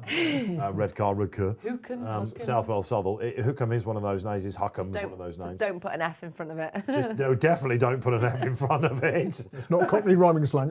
Well, we've got to have a couple of hours to be on air. Don't take us off. I know you've got somewhere to go, but that would be a good opportunity to do it. Just because Barry's not here, you can't play around too much. Before we get to this, No Enable. People were worried, weren't they, because of the truncated COVID campaign that we had. COVID campaign, I seem to have labelled it last year, that there weren't... The 2-year-olds didn't look very good. We'll get to that. Enable, a couple of others had retired. Batash, will he come back? We've lost him as well. It was a changing of the guard a bit. But this has been a rather entertaining and a great storytelling flat season, isn't it? Yeah, it's been wonderful, but I think the storytelling has been the highlight. I mean, it's the obvious. I know it's the obvious, but too much stories, the Stradivariuses, the pile drivers. Lady Bowthorpe you mentioned earlier. The middle distance division, the staying division, Stradivarius versus, of course, Spanish Mission. That was marvellous. And even Batash. Trushan. And Batash retiring, but lovely write-up from Jim Crowley. Like, you've grown to absolutely love him and send him off. And it's and Andrew Balding. Isn't it great to see him doing a little lap at York? Amazing. We should do that more, shouldn't we? Yeah. That was a great Is idea. it an open day this weekend as well, I think? It's the open sort of day. It's the open country, isn't it, if you like? Everyone's trying to open, aren't they? Again, another great initiative. So we are set fair for a right old crescendo. So no Enable. Thankfully, Stradivarius is still sticking around for a little while, but no John Gosling runner in this. But we have got a hot pot in it. Of course, Enable would prep for this in the Arc. After he won last time, Hookham has been cleverly pot hunting, said Paul Keeley, our senior tipster to me yesterday. Cleverly pot hunting. Because I said, is he just, he didn't stay in the ledger and he got beaten at Royal Ascot. A lot of people tend to say, oh, it's Hookham, isn't it? When he comes up against a proper Group 1 horse, he doesn't find it. Is this horse just coming now to his peak? Trainer Owen Burrows and Angus Gold, of course, the Supremo at Shadwell, and then they are looking towards the Arc for this horse because they think he is that good. I think he's that good. Look, he's 3 from 5 this term. He's improved all season long. It's well known I adore him. Good looking horse, is he? Swipe right. He's just a good... No, I tell you what he is. Don't put an F in front of it, though. He is a brilliant horse at staying his races, but what he does have is speed. He's got a turn of foot. I don't know whether he truly stays a mile 6. He's just been beating inferior horses. I'm still not... he didn't in the Leisure, did he? Again, when he came up against Pile Driver, etc. And, yeah, but then this... Galileo Chrome, who sadly has now to retire. I know, but this drop to 1 mile 4 is absolutely ideal. I find it really hard to get away from him in this race. So what Keels has absolutely nailed this as well. He said to us on our feature show yesterday, he said, I think this will go more like 2's on. And I said, well, I thought Hamish would be the springer. He seems to be a backed horse, but not today. Some lucky punters had about 170 quid traded. So someone's had a sort of 85 quid bet, round about 11 to 10 against on the Betfair Exchange. Are they queuing up for this then at 2's on? Is that going to go? Well, 2's on is long gone. It's right. 1.44 now, 9 to 4 on about Hookham. Kills basically said this is one for the Acca. This just wins, basically. I'm not opposing him. I think Outbox in the Without is a bet for me. Who, of course, was 2 lengths off him just at Newmarket. Yeah, there's a betting without market on the Betfair Exchange. You can have 2 to 1 or thereabouts about Outbox. At the moment, 3.04. Prince of Arran, I thought, was a player in that market as well, having raced run well in this race for the last couple of years, finishing 3rd both times, only just missing out by a head on 2nd place. Memories of last year on this show, we put him up in the Without market. And as Enable was beautifully showing she was back and strutting her stuff, we were just like, get 2nd. He, of course, came 3rd. So I wonder as he gets older whether... I'm not sure about him in the Without market. He's an 8-year-old. I think he's got to run very well in this to... I think he's potential retirement. Do you know what I mean? I think that is actually fair to say. I do. To Andrew's point, 8 races at Kempton, only once out of the top 3 for 3 wins as well. Do you remember when he just came in, he just sprang to prominence, those handicaps? He's changed himself inside out, and the Aussies adore this bloke. They love what they call expats, who make the journey down for their autumn, a carnival down. For the Flemington affair that is the Melbourne Cup. And what with the quarantines, and they basically tried to stop us going down, a lot of trainers think, and all that sort of stuff. Not the case in New South Wales, Mother Earth, the classic winner is going to go for, the top sprints over there and all that sort of stuff. Aidan O'Brien and Ballydoyle happy to go to Sydney, but they won't go to Melbourne because of the stringent, veterinary process they've got to go through. The quarantine is insane. I mean, you listen to what Aidan O'Brien tells you you've got to do, you wouldn't take a good I think horse the down veterinary process is... But Charlie Fellows, and Charlie has been the most vociferous about it. He's on a quick double as well, by the way, isn't he, Prince of Arran, of course, because of Eve Lodge. And he's making positive noises as well. And the Aussies are loving it. The Victorians are loving it. The whole country are basically saying, we want these good Euros down there. Look, we often win the Melbourne Cup because our stayers are just of course they do. Yeah, of course they do. They want these lovable horses. Red Cadeau was the other one, wasn't it? Who nearly... how unlucky last year was Prince of Arran in the Melbourne Cup? You should have won. Yeah. And so, listen, it's old favourites. We've seen quite a few of them. He's definitely one, isn't he, Prince of Arran? Who backed him in the Melbourne Cup last year? Let us know. Can he beat Hookham, though? Probably not. Hookham, since his racecourse debut, he's had 7 goes below Group 2 company. He's won 6. He was 4th in the other on his seasonal debut this year at Sandown, when the rail was worth lengths that day. That was the race won by Volconic. And Hookham was wide throughout, so it was first time up. It was 10 furlongs as well. So he's virtually unbeatable in this sort of grade. Yeah. You could argue that his best run was in defeat to Wonderful Tonight, wasn't it, in the Hardwick, of course. He has got to give away a penalty, but on figures he should be able to do that. Prince of Arran, according to the handicapper, is the one to be with. But I think Outbox, because I'm pretty sure, Andrew, that Outbox is going to get his own way up front. Yeah, that's the angle without. I like your thinking there in the without. I mean, in the without betting, I've bet Prince of Arran and saved on Outbox because every chance Outbox gets a soft time of things in front. Stalked by Uncle Jim and Hookham, you would think. Just you know how well he rides this track. And you would imagine he's going to be too good for Outbox. And but when Outbox runs in small fields and gets his own way in front, he generally finishes first or second. So but I just thought, Prince of Arran, they're saying he's working the house down at the moment. Jamie Spencer apparently was really impressed with the way he was working. We know all roads lead to Melbourne, and he's not going to be, Rosser Ryan takes the ride, doesn't he? Again, it's been a great year for Rosser, hasn't it? Unfortunately, got injured during one. Yeah, was it his collarbone? It was his collarbone. Yeah, that was a bit of a shame. Ammo He Racing was absolutely flying, wasn't he? He was. But he recovered pretty quickly. He's only a young lad, cracking jockey. But no, I mean, that's interesting. They say Prince Arran's been working brilliantly at home. He hasn't got to improve on what he did last year, really, to finish second or second or third. So I think it will be. Maybe Outbox will, try to win the race from the front. That effort will take its toll. Hookham breezes past him, and then Prince of Arran is ridden to pick up the pieces and come through to get second and land your without the favourite bet this year when you're on the other one. I think if you're firmly in the Outbox camp, you can obviously see on the Hookham form with Outbox, you can make a strong case for Outbox.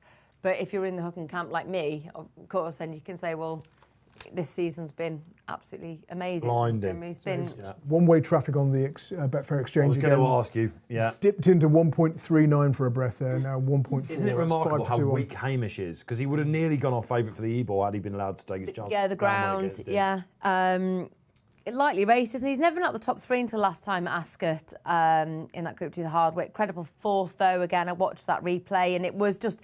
He was held up in the rear and then he was slightly hampered. And when I watched the replay, I was like, actually, it was a little bit messy for him, the race didn't... It's the true Shan form the time before that, which marks him down as potentially better than this level. Exactly. And I would not be gobsmacked if he ran an absolute blinder, Hamish. But you can't, we can't pick him all. Foxtail, to me, is tricky. I think he's a bit of a that's the polite way of saying it. Don't tell me he's good looking. I mean... He's an absolute loon. He should be locked up with a tag on. He is so difficult. So...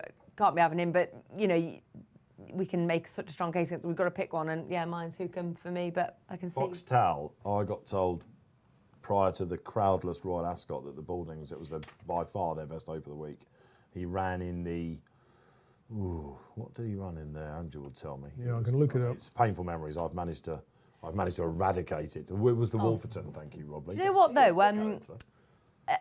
Outbox apparently has been really difficult at home. They've had to properly iron Outbox out a bit. It's been a bit of a monkey. It's interesting that. I didn't know he was a bit of a tricky customer at home, but it's fine because they've ironed it out at home, which is what you want, isn't it? You don't mind having problems. Yeah. You want them to be all right on the track. Hambledon Racing, who kept, since I've been in racing, Simon Turner, the former Racing Post handicapper, he was one of the leaders of Hambledon Racing. They were in the news, weren't they, for selling that 2-year-old of Kevin Ryan's abroad. Big stories this week. We did a big feature on it with Ed Walker. Are we selling our best lower level horses abroad? Yeah, I think John so. Because of prize money, It's a nursery. John Gosden said 2 years ago, it's a nursery. The prize money, obviously, it was tough. He's got a point, though. He has got a point, but I thought it was a tricky year to say it when COVID obviously decimated prize money. So it was. We were easily beaten with a stick last year, and we kept the show on the road so brilliantly, didn't we? Yeah. I think John probably, his comments were maybe read a little bit into, but... Some fascinating moves on the exchange now. Hamish is second favourite, 10.09 to 1. Outbox 11 to 1, 12.0. But in the place market and the betting without, Outbox is ahead of Hamish.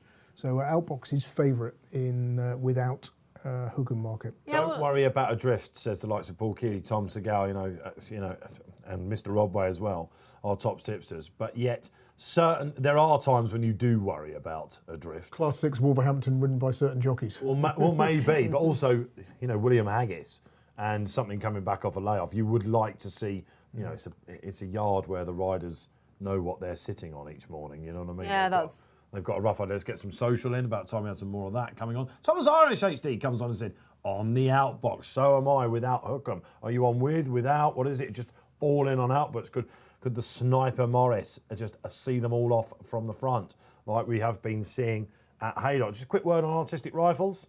Going to Maidan. Oh. That's the plan. And Ed Bethel, the trainer, is at a wedding in Ireland. He's not even there. His first group success, isn't it? Oh, stinger. Get on the Guinness, Ed, if you're watching. He's probably having a great time. Well, absolutely. I knew it was coming. It's his father, James, there, representing on the track today. He said I'd have gone for a 50 grand handicap next week at Donny. Steve McGowan comes on and says, I went each way out box as well. Okay, did you do that on the sports book? Did you do it on the exchange? Or extra markets? Or are you just thinking, yeah, it's going to be that new market form coming to the fore? Myself and Andrew Mount are. Yeah, a bit of a nibble now for the nutter, Foxtel. Nutter. In the win market, into 11 to 1, 12.0 on the Betfair Exchange is now second. You run out of favourite. adjectives for Foxtel. Interestingly, though, his last win did come when Oisin Murphy was on board. Has he ever won? Yeah, with He's won. when I'm taking the mickey really Oisin because was on board. he was a very promising young horse. He probably has had a few problems. I need to make him think about it when they go for it, but they don't know how to ride him. I'm waiting for the day when they ping him out in front. It will probably be when I've backed out bots to get an early lead. But I thought last time Hope it's today and they set it up for Prince of Arran. Yeah, well, absolutely, because he's the closer. Listen, it is a 5-runner affair, no enable, but how much we have talked about this. Hookham, you sense, is a pivotal horse for punters out there, or indeed layers, however you're playing it today. They're still back in the favourite, so they've got tomorrow's paper with the results section in it. Oh, is that right? Yeah, Hookham into 1.34 now, 3 to 1 on the Betfair Exchange. You're a Hookham, aren't you? I'm Hookham, but Prince of Arran without the favourite. Hookham until I just say whatever. I'm one of these guys, as you might be able to tell from my McCaney Michelle interview, that when I go into a certain cuisine type restaurant, I'll start talking Mandarin in a Chinese restaurant. My wife absolutely hates it, so whatever. So I'll jump on your northern pronunciation. I'm with you. When we go to France, my wife calls me French Andrew. There you because are. I talk English with a French accent. Oh my God, my husband. Franglish they call it, don't they? My husband, Franglish. everywhere we go. Franglais. Uno Biro. Oh, my exactly, God. so- Everything's got an O on the end. I would have called it Drives me Hookham, nuts. but I'm I think definitely with it might be Hookham. Hookham. I'm going to call it Hookham in running. Okay. Let's all go right. Hookham. All right. Okay. We might see something special from Hookham here. Let's go Hookham. Figures on the buzzers for the Art to Triumph market as well. This is a traditional trial for that, but a decent race in its own right. 45 grand to the winner. Good luck wherever you're playing in the 240. The fourth race here on RP Live this afternoon. And Prince of Arran, a little bit rusty out the gates, back of his 129-day break. Who's going to make it? Please be outbox. And he is going to get his own way. This is what I wanted to see. Oisin Murphy today on Foxtel, of course. He's pulling a little bit keen out the back. Yeah, what do you reckon, Andrew? Yeah, well, you can still have 14 to 1, 15.0 on the Betfair Exchange, about outbox, despite that one getting what seems a relatively soft time of things in front. And of course, as we expected, Jim's there on Hookham, who's now hardened into 9 to 2 on, 1.22. And they're giving Prince of Arran a bit of a sniff today now, aren't they? He's nice and fresh. Yeah, and Ross Ryan's a jockey you tend to associate with being a little closer to the pace than your Jamie Spencers of the world, and he seems to have a good pitch there. That's been borne out, mate. I love it how Spencer got a mention about hold he's not even at Kempton today. Hamish, how's he going? Nat? Oh, yes, sorry. I was like, look at the... What do my notes say? What do my notes say? Oh, Hamish is going fine. Good. At the moment, for me, though, Hookham and Outbox, they just look. I said class apart. casually on a feature show yesterday that the sire motivator of Hamish probably you don't associate him with all-weather tracks. I then ran the stats afterwards and I did a total Graham Rodway on this. He is best on all-weather really? tracks of his progeny, yeah, including Kempton, I think, which is 20%. I don't like the look of Foxtel at the moment. To be honest, I don't like his When do we ever like the look of him? Well, I mean, he is just one of those. I don't love them all. All right, I see. What looks-wise? Swipe left. No, I just don't know. It's just the way he's carrying his head. He's a bit sweaty. It's just in running wise, not for me. Hamish is pulling enough. Hamish is keen Catbird enough. seat, as Ross Briley would say, the Americans saying. Now we're starting to wind up a little bit. Watch that exchange heat up a little bit now. It's still outbox, not pestered. Old rival Hookham, he's giving him weight today, but he's absolutely cruising as the market suggests. What will Prince of Arran do here? Yeah. In the race last year, this is where he hit his flat spot. Andrew Mount hoping he'll be the one without. Hamish still absolutely cruising. Foxtel, Who knows? We'll let him decide what he wants to do as he comes in last of the home straight. Sweeping, famous long home straight then. Outbox looks in a bit of trouble, doesn't he? Hookham, now he's starting to shake the reins at him. What's Hamish got on the inside? Looking after him a little bit, isn't he, Pat Dobbs? But he's not out of this at all. Prince of Aaron, he definitely needs that Even 10 money. miles. I'll tell you what, this is Foxtel saying, Dave Orton, I can hear you in the studio, and I'm going to really put it up to you, because he's banged there. He doesn't know. Hookham's rallying. Hookham's there. Could be censored upset. He's the meat in the sandwich. Looks like Hamish on the inside. Jim's doing everything he can to get up. He's been beaten. Hamish, okay, playing the bagpipes. He is tonight, because William Haggis has absolutely pulled this out of the fire. Hookham, however you pronounce it, only second. Foxtel came there looking like he was going to see them all off, thought better about it inside the final furlong, and slightly disappointed with Outbox back and forth. Prince of Aaron, all about the Melbourne Cup. He badly needed it. Andrew. What a finish. I mean, we're used to enable bolting up by several lengths in this race, but we're treated to a proper finish this time. And Hamish Cruz, I mean, it's going to be one of these hindsight bets of the season where you think, well, you know, he was going to go off as favourite for the Ebor if he got his ground. Why didn't we back him at 9 to 1 or thereabouts for this race? But yeah, great finish. More towards the inside. Hamish, whether that was significant or not, stall one. Even over this trip can be an advantage at Kempton. He had the run of the race, didn't he? Yeah, I'm just livid. I could right. cry. I thought Hookham was coming. He digs. We know he can fight back. Absolutely. It sort of looked like a horse there. The penalty has come into play, we can say that. Yeah. Against the if you want to be kind to him, against a horse that has got a neck defeat by Trushan, who's a Group 1 winner in his own right. So ultimately, the handicapper might think, well, actually, at the weights, Hookham has run thereabouts. From his old rival Outbox, who he's beaten the same length as that he did at Newmarket on the turf a couple back. But he just looked like a horse that wanted every single yard of the mile 4. You can see why they've been going to mile 5 horse, if you like, which is probably what his legend run last year suggested he was. Definitely. I mean, that was, like you said, that was a really good finish, wasn't it? And a little bit of egg on face for all of us. Foxtel actually didn't run a bad race in the end. Foxtel's traded odds on. Did he? 1.74 in the win market on the Betfair Exchange. Hookham traded at 1.12. That's about 8 to 1 on. And of course, the winner, was the third horse in a 5-runner race to trade odds on. So, I'll tell you what, Barry's going to be happy with Andrew's performance today, isn't he? He's covering all the bases. He's telling us all the market moves. He said I get paid £1 every time I say Betfair Exchange. Betfair Exchange, Betfair Exchange, Betfair Exchange. I think it was Sportsbook today, actually, Nat. Sorry about that. That's breaking news. All right, so I think that's Kempton done and dusted for us, guys, isn't it? Hookham, who was on for the Arc de Triomphe? You're disappointed? Does he remain one to be interested in there? Tricky, isn't it? Will we see him go up in trip again? Could it be the stayers on Champions Day? I don't know. Interesting. But Hamish is back. There's no doubting that. That man Haggis, absolute mustard and motivator. Who knew? All-weather sire for the ages. OK, great stuff. We have to move on. Where are we going to? Is it Old Borough Cup time? It is indeed. It is indeed. And one of the more open markets of the day, Andrew Mount. Yeah, and we talked about the front-running angle at Haydock earlier on today. We've had two winners who've made all the running. And as we left Haydock for that 2:20 race, Hockfeld, the likely pace angle in this race, was trading at 17.5 on the Betfair Exchange, now into 13 to 1, 14.0. So this is my pick in the race. Hockfeld? Yeah, I thought that there is no obvious pace in the race apart from him. I thought you might get an easy time of things in front. And last time out at Newmarket, only 7 runners on the July course that day, but it was a funny race. They've gone too hard. They've set it up for the closers. I've stopped the race with about a furlong or so to go. And the winner, who was a 28 to 1 shot, and the runner-up, who was a big price winner, another Mark Johnson runner, Lucky Deal. They're last and second last. And I think every sort of round course race on the July course that day was set up for those who were coming from off the pace. So he was only 5th, but he was on the front end. It wasn't the place to be. It was a good 40 to 1, 3rd or 4th, I think, at York the time before. If he gets loose on the lead here, he could be hard to pull back, and Joe Fanning on board. It was a whopping eye catcher in the Chester Cup behind the World Plot with Frankie on. And you watch that back in the members section, you will see what Andrew's on about. My thing about Hochfeld is, has he run every single weekend this year? Probably. It's been busy. How many runs has he had? That would be what I would suggest about him. He doesn't always tend to get his ground. He's got that today. Is Andrew onto something then? Could this be another slip the field in the Old Borough Cup? A race where they usually come over the top late, but it's not soft ground this year. How many runs has he had, Nat?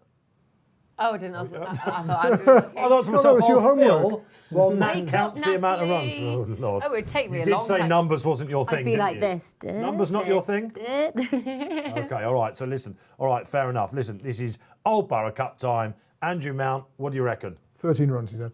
13 runs. Well done.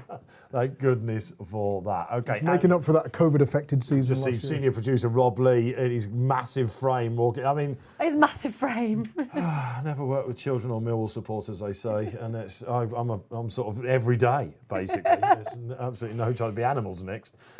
All right, so Global Storm, they seem to be coming to one with this. It's William Buick. William Buick had six of his. Oh yeah. That was a great story. It was wasn't cool last night, wasn't it? At Kempton, I was Everyone like, thought it was done and dusted with Oshin, but William is absolutely not having it. yeah, and he did have a win at Kempton last night and a second, didn't he? But it broke the consecutive. I mean, fair, you know, God, amazing. I saw a picture flag up on, I think it was Facebook today, of William like 10 years ago, and it was amazing to see him 10 years ago. So like Oh yeah, a little angry ant, wasn't yeah, it? it was unbelievable how. Anyway, God, what an amazing time of things. Yes, I thought he would put it up to Oshin. That 11-day ban Yeah. after Royal Ascot sort of swayed things, and Oshin just didn't. I mean, in August it was just Yeah. take your hat off, haven't you? It was Yeah, and I think I McCoy-like, can wasn't it? It was see insane. I can see why Global Storm in this, because he's such a better horse than the Ebor form. It just didn't go right. If you watch the replay, it's so Forgive a York run. Go right. Yeah, right. Oh, really? Okay. Didn't Is get this a the clear tip? run 2 furlongs out.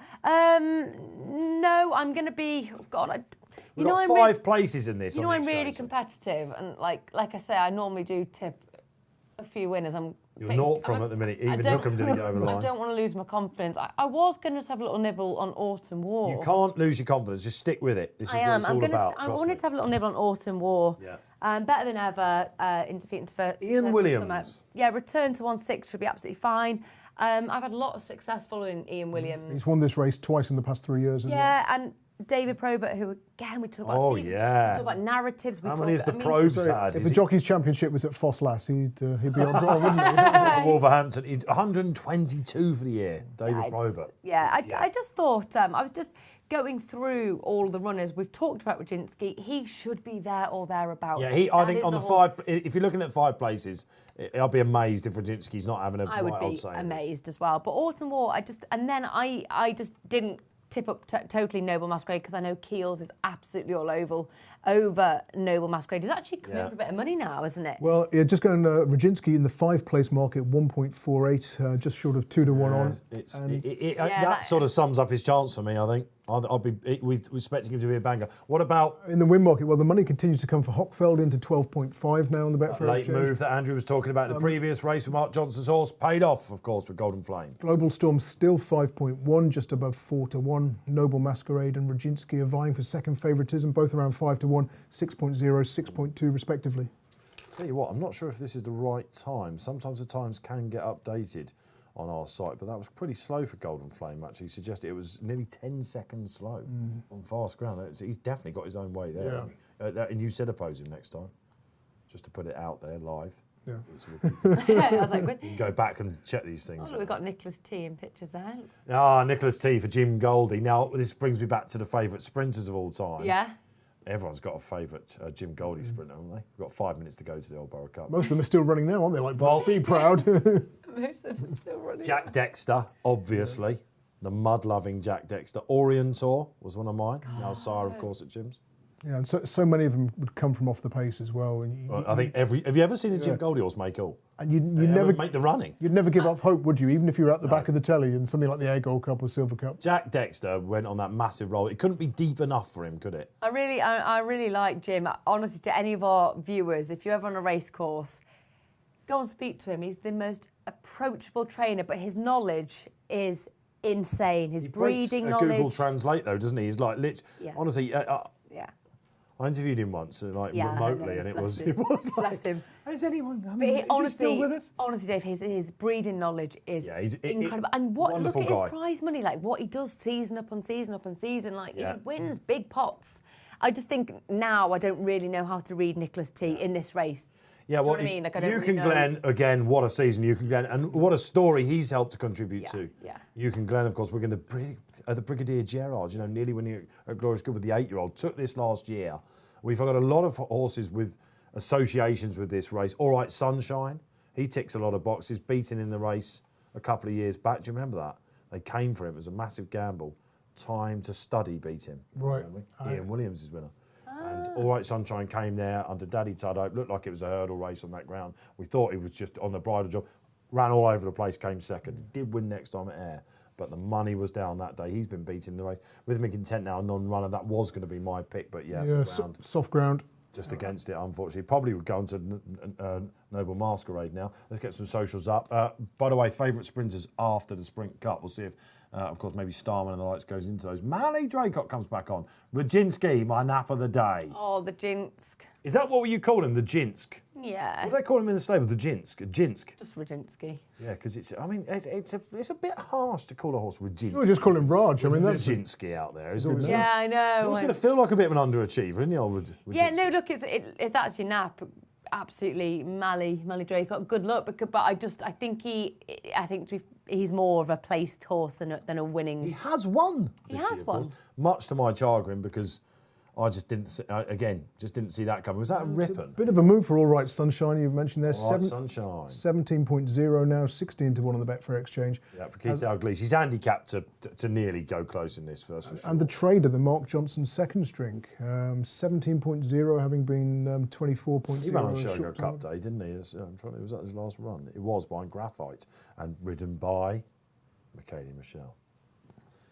You can Michel. Just saying. you can see this. Oh. You can see this race Honestly, don't stop. panning out like the last one. There'll be a Mark Johnson horse first, Hockfeld, followed by the trader, a bit like Golden Flame and Rosabad in the last race, and maybe they can have it between them. Got to say, in pictures in the preliminaries, Hockfeld looks in good nick. Another good-looking horse. Hey. For the long distance cup on the sportsbook, you Hamish fans out there, how do you make it? 10s from 16 to put it up to old rival Trushan. He'll get his ground. Oh, I can't wait for that all of a sudden. 16th of October. New favourite now in the Betfair Exchange, Noble Masquerade, 5.3. I reckon this is the Keels effect. Yeah, he said this would go off favourite as well, so he got the price right about Hookham, just not quite the results. How many of you stung on Hookham out there? Some burnt fingers, I think, weren't there? We've got, again, some old friends here, Indianapolis, Island Brave. So the outside of the lot, Nicholas T. I'm somewhat surprised about that, considering he won the Northumberland Plate. I know, but like you said, it's just hard to read. I don't really understand exactly with Nicholas T now. Who he is. Who he is, where he's going. Well, you can do that with a lot of Jim's horses. Anyway, they're all in. Not so many runners as you might know. Oh, it's Autumn War, I think. This will really compound that stay, wouldn't it? But he has come out okay, Autumn War. He's going to be one of the... Nicholas T, oh yeah, and he's a lot of riding for the boxes. He's right out the back, and it's Ben Robinson, isn't it, of course. Who's going to get the lead Come on, then? Joe, float to the We're front. hoping it's Hockfeld. He's going to take a lead, Andrew, I can tell you that much, because Island Sylvester Brave. was... I'll tell you what, Sylvester has absolutely gone, right, front runners are winning, I'm just going to lead. And isn't it a bit surprising to see old Rajinski, who was held up and came through the pack like Dodgems, beaten up all over the place in this race last year, didn't really come off the bridle, he's in second. They're going a bit of a lick, guys, as well, aren't they? Why is Nicholas T being so held up? Why? Why? I don't know, he's sort of habitual tardy starter now. I wouldn't call him a slow starter. He needs his mind made up. How old is he now? Because they're 9-year-old. Right, okay, we look... So I don't know really, and obviously he wears a hood, doesn't he? So if you put him up front, he'd be beaten after 5 furlongs probably. I bet headgear in this race, isn't there? Yeah, there is. Visors and pieces there's all over the pieces place. all over the show. Including Noble Masquerade, who is in third. Now, if Holly Doyle takes this and finishes second or first in the Sprint Cup, she goes above the 2 million prize money barrier for her career. Global Storm's looking good here, isn't he? He's lovely, He is, Andrew, isn't he? Yeah, I mean, looking at the in-running exchange moves, Island Brave in front, round about 7 to 1, 8.0 now, having been sort of almost double that pre-race. But the ones who've shortened are the ones in third and fourth, Noble Masquerade and Global Storm. Yeah. Nice position just behind the pace.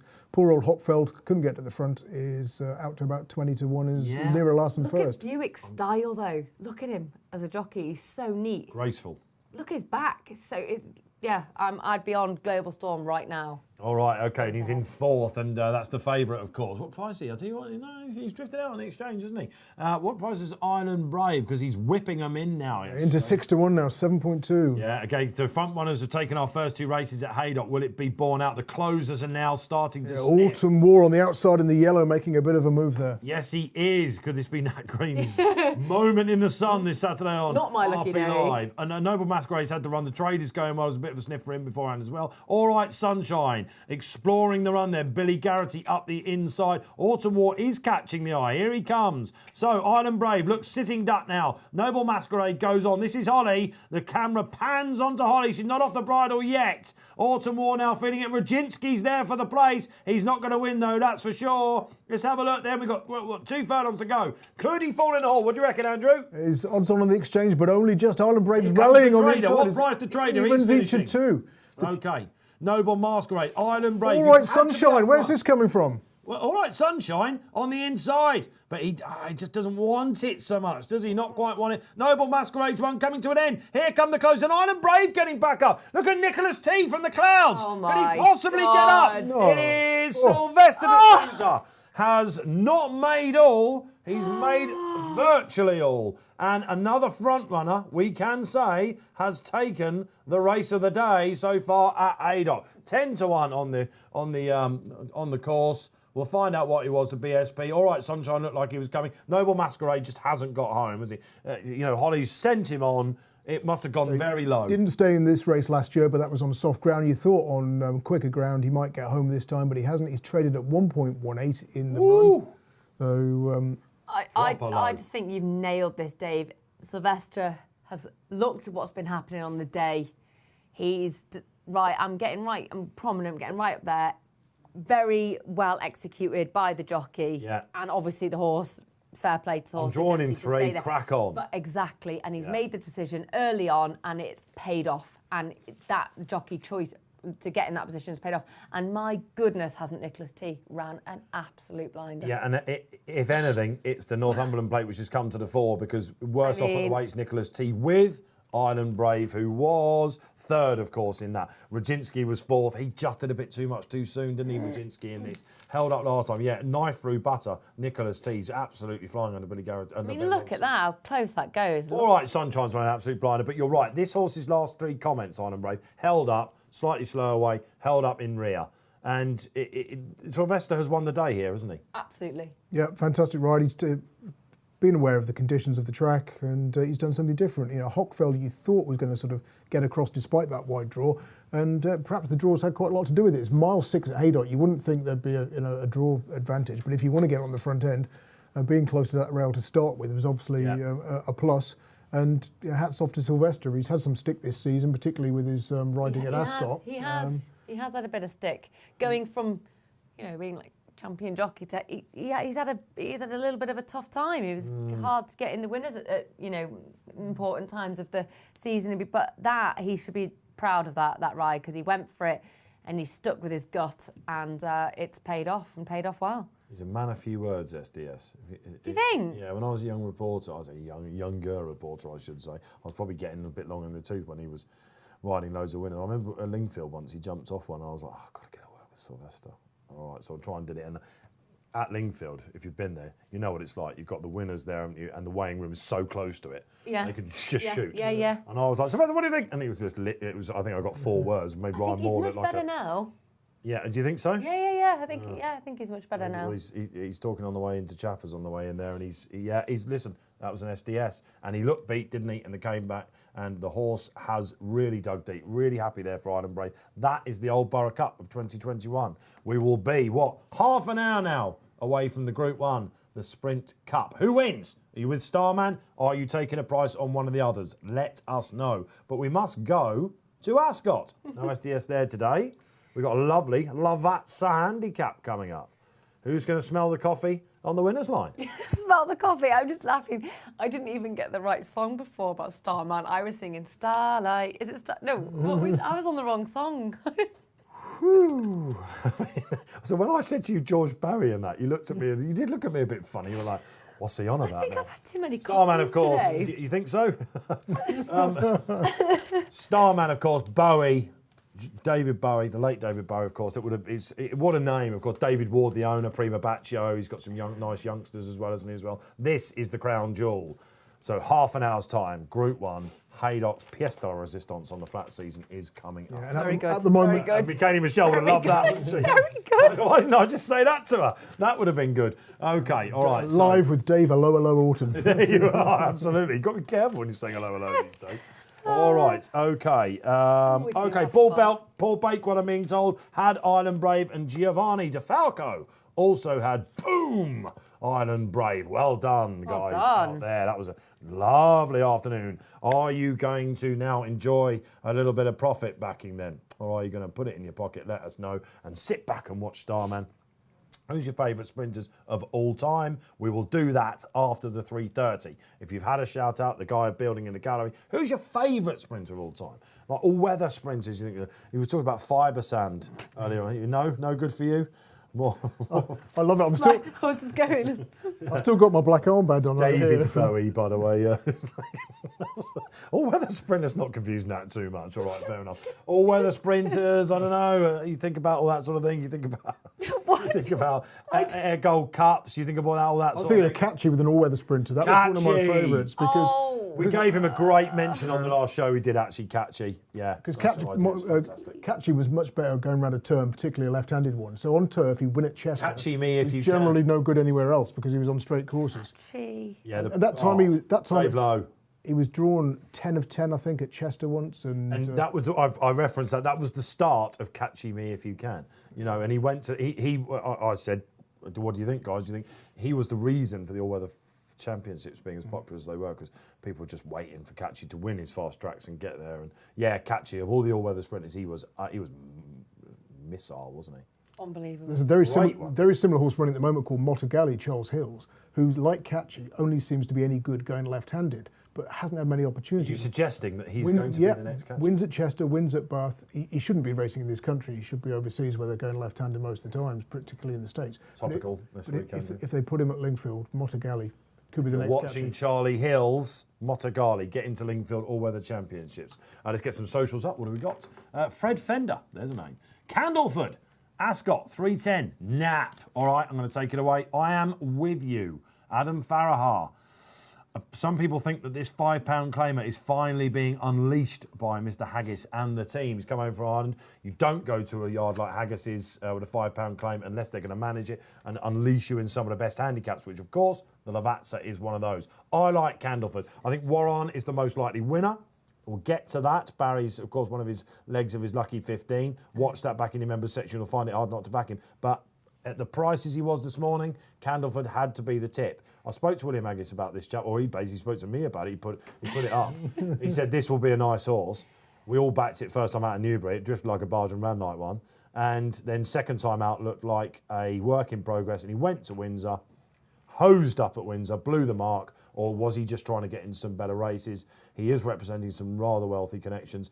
And the second came out and won earlier in the week at Haydock as well. I like Candleford. I pretty much agree with you. I like Candleford. I do think the Fav Warren is difficult to beat. Candleford, for me, it's like just the penny just needs to drop a little bit more with him. Like he's not quite streetwise enough yet in his races. Candleford. Like Yeah, well, it's not just like fourth run, isn't it? So exactly. But when, like you said, the talent, the natural talent of the horse, and I actually think now, like you say, this fourth is the run- time. Yeah, Adam this is Farah yes. taken off the 5. Yeah, this is the time because he's yeah. had enough now to be streetwise enough to win a race, and this is the time now when he can show his true ability, and he has got that in abundance. So we're with Fred. Oh, it's a great name, isn't it? Fred Fender. I love alliteration. It's just, If that's his real name, it would be very surprising. But we don't get many real names on here. Even Paul Bakewell, who opened the show, I'm like, I know I got a really amazingly offensive private message on Instagram from Francesca Cuminini, you know, like nicked off the name Ed Cembellini. You get on it. all right. Hang on, it'll be on in a minute. Hang You're on. rubbish, get off. All right, yeah. Dolly. Yeah, swipe left. Yeah, fair enough. Okay, But all there's right. a big case about Warren, though, isn't there? Yes. With Sir Michael Stout. Just watch it back and... Yeah. With these later developing 3-year-olds, he is a master. Yes, the word master and late developing go hand in hand with Stouty. So you can't get away from that. Yeah, and they are on, I think, as well. That your Michael Holdings of this world that love to have a punt at the start yardage. This will be. I'll be amazed if Mikey hasn't tipped this, in the commentary box on Sky today to the rest of them, which he's so famous for doing. Okay, so is it Warren on top for you then? Yeah, and I think Candleford's got a right good chance. Yeah, I think that's the way to play this as well, Nat. And Good. Paul Keeley put that up as pretty much his nap of the weekend, Warren as well. He was trading around about 130 yesterday. What price is he now? He definitely went under 3-1. Yeah, it was 4.0 dead. As soon as you said that, leapt out to 4.3. So It's 5-2, 11-4 on track. So this is the place to be, guys. If you like Warren, that's for sure. Andrew, who do you like? Well, I've got Candleford on my shortlist as well. Probably second in though behind Chalk Stream, the Queen's horse. The Other haggis. The other haggis one, strong in the market, 7.6 now as Candleford takes a walk out to 10.5 from 8.2 in a breath. I think someone's pressed the big button there and laid that one. But Chalk Stream needs a strong pace to chase, and his first win came in a field of 12 runners at Leicester. After that, he was a beaten favourite twice, both times in small fields, not settling. And then they changed tactics at York. He made all, and then It looked like he'd reached his level, didn't it? And then he just came back. You're right. That was a change of tactics. Yeah, so right. And Andrew, because he's been ridden more prominently of late with the tactics change, what else, Well, I don't think they're going to go for that here. They're going to take a lead because he's then... Barnell gave his form a big... He's then gone to Ripon, beaten Barnell comprehensively. Barnell's come out and won again this week, Roger Charlton's runner. And I just think because there's a few pace angles in here, they're going to go a good clip with luck. It doesn't always work out. If you look at a pace map, it doesn't always transpire in real life. But you got Auriferous, State of Bliss. That was a tricky pronunciation. Stay well. It was a nightmare. Auriferous. Daddy did that, actually. Horrificus. Don't go to a champagne. It went faff. horrificus for horrificus. Absolutely. So, I mean, there's loads of improvisation. He ought to get on with it, that chap, hadn't he? Champagne PF, another one who appreciate the fast ground at Windsor last time. Looks to be champagne good. faff or champagne fiaf? We need Michaela Michelle to tell us this, don't we? Well, piaf, as in dressage terms, as has an got Edith. an an E on the end. Piaf. It's when so they it's not do that. this with their legs. Piaf. But that's the Charlotte late, Dujardin. This is Gary Moore's horse, who they think that's the are late not movers into 7.6 on the exchange, having been double figures. So We've seen with horses over the years. Candleford very weak late. Ascot with Gary Moore. It's if there's money for a horse, then Well, but where's that Not there for the Irish day out. legend? I can't. My eyes. That's another mover, Irish legend for Hugo Palmer into Yeah. 9.4. it was his big day last time to get a win next to his name. He didn't. He might have come up against one at Kempton last time, but this is a horse that loves the all-weather. I think he wears cheap pieces for good reason. Neil Callan come back, of course. You don't give Neil too many shouts so far. Tricky, isn't it, to come back and re-establish yourself? All right, last one's in then for the Lavazza, who's going to be bubbling up at the finish. Let's find out. Away we do go. Warren, not the best away. Out the back there, stall 5, Ryan Moore. He'll have to observe from rear. Chalk Stream out the wide at the moment. Candleford's a little bit keen, as you might expect from an inexperienced horse. He's on the inside. We are expecting Auriferous to lead, and he just about does. Lit up in second is the much easier to pronounce Irish legend. Also lit up is True Courage. Chalk Stream taking the wide route. Yes, that's quite That's the kind of route that Candleford took to Windsor last time. True Courage is pretty keen here. It's Really so hard keen. when they bunch up like this, isn't it? 'Cause Stay well on the inside. I mean, loads of lovely 3-year-old middle distance horses, as you might expect for a Lavazza, valuable 3-year-old handicap. Chalk Stream on the outside. It's almost like he wants to lead, Andrew. Yeah, he's just taking his time and getting across. Now he's managed to get cover. He's tucking in third place behind Auriferous, as said it at that time, and State of Bliss. They don't seem to have gone particularly hard here. Could be a Haydock type situation. I didn't expect Warren to be in this position, I've got to say. It almost looks like he's... They've just dropped the anchor a little bit as well, haven't they? It was the tardy start for Warren. He is up in trip. Yes, yeah. So they obviously would have been riding him conservative heavily. I'm almost certain it would not have been the plan to be right out the back at the minute. So what price has he gone, Andrew? Again, Still favourite, 4.1. I mean, you could be forgiven for thinking they're going down to post now. They seem to be going so slowly. And Ryan Moore's alive to that, isn't he? And the punters like it because he's right on the outside. He's making up ground. He's going to need to get in on Al Fardale, of course. Yeah, that one's shortened up on the exchanges. The second favourite, Roger Varian's charging into around about 7 o'clock. It's too big to me, Candleford. All right, okay, we're approaching the famous home turn at Ascot. And Shergar Cup winner, State of Bliss, right up there at the moment. Really disappointing last time, but like his Johnson horses, they bounced back. Oriflamus is still there. Who is going well? True Courage, the outsider of the field. Will he just be too keen at the end? Champagne Fiaf is out the back as well. Candleford will need a run. Tricky from there, I'd say. Come on, Chalkstream. What will he find? He's got to have gone, gone right out Warren, hasn't he? Is that a bit of I'll tell you what, messy race. Chalkstream trying to find it on the inside. Irish Legend, I reckon he'll fall in love. Here comes Candleford. Could he just fill his lungs in? Adam Farrell will need a run. He's the one, though, if he can get through. Champagne Faff as well, but Chalkstream, for Her Majesty, at her course, has absolutely gone 101. Aye, hats off. Candleford running a blinder. This is a nice horse into second. True Courage, considering he was so keen, has done really well to place. He's back on track. And Champagne, however you pronounce him, is in fourth. They came well clear. Well done, Andrew Mounts. Oh, thank you. Yeah, well done. Haggis won too. I know. Yeah. That was Hindsight forecast. seriously You should have been on. impressive. Shall we just get out of the way your next couple of selections so people can get on the lay machine? Is that? I know how competitive she is. She'll be absolutely Inside, I'm dying. It's a small sample. Come on, 6 or 8 races. inside. Oh, look, can I break some news as well? Conor McCormack, who's doing our socials today, has told me he thinks you might have mentioned this actually. Prince of Arran, he's run his last race. Yeah, I thought. Did you say that? Yes, Sorry. 100%. There you go. All right. She did. All right, we're hearing that as well. Well done, Con. You were on it. I said if he ran a good race, Dave Orton, get your mind in he's gear. won his money. He's been a globetrotter. He's 8 years old. What with the quarantine and that, you want him to finish. I'm surprised because I thought he still showed a bit of life, but Yeah, but I think that's the way to go, isn't it? yeah. Look out in your members section, by the way. Your paper. There's going to be a thing on Prince of Arran, can't no believe doubt. Charlie Fellowes, one of the best talkers in the game. Training ranks. I look forward to that. Yeah, that'd be nice. I can't believe the tenacity of Chalkstream in that. Battled through a gap and just went, I'm off. What do the Vatsa winners do? Where do they go? What's this? I mean, that's a good question. Let's the have a look Rolly, isn't it? The Rolly Cup at Newmarket during Future Champions weekend. That would be a very valuable mile 4 handicap. Nailed it. That's fair. Nailed it. I mean, the problem is when you've got a mile 4 horse, you've either got and you've got a good handicapping 3-year-old. You've got to make that grade, the jumping grade. As an analyst or a reporter, you're trying to suggest targets where horses might go for readers out there, and sometimes the connections as well. The mile 4 ones are the hardest. Yeah, I'm thinking like the November handicap. I'm struggling to find anything in between now and November. Now and then. Yeah, and again, you've got to take on the older horses there as well. So November handicap could be a bit of a shout. Does he go on soft ground, Andrew? That would be the. Yeah, that's a good question because we've got. What do you make of Chalkstream? Isn't it great to shout home one? Yeah, I thought it was the one that I thought was the most impressive performance we've seen today. Not just because of the margin of the day that he won, not because he won by a big margin. That's too obvious to say that was the most impressive performance because it was the way he went through the gap and just showed a real gutsy attitude. I mean, we can look here. He won at Ripon on good to soft. He's won on good to firm. He's been second on soft. He's grand. He's pretty versatile. But he won at York less than 6 weeks ago, after which William Haggis said he's not straightforward. He's a little bit of a baby. He'll improve with a bit of time. So it sounds like Haggis likes Candleford as well, can't he? Because he got held up in his run. Yeah.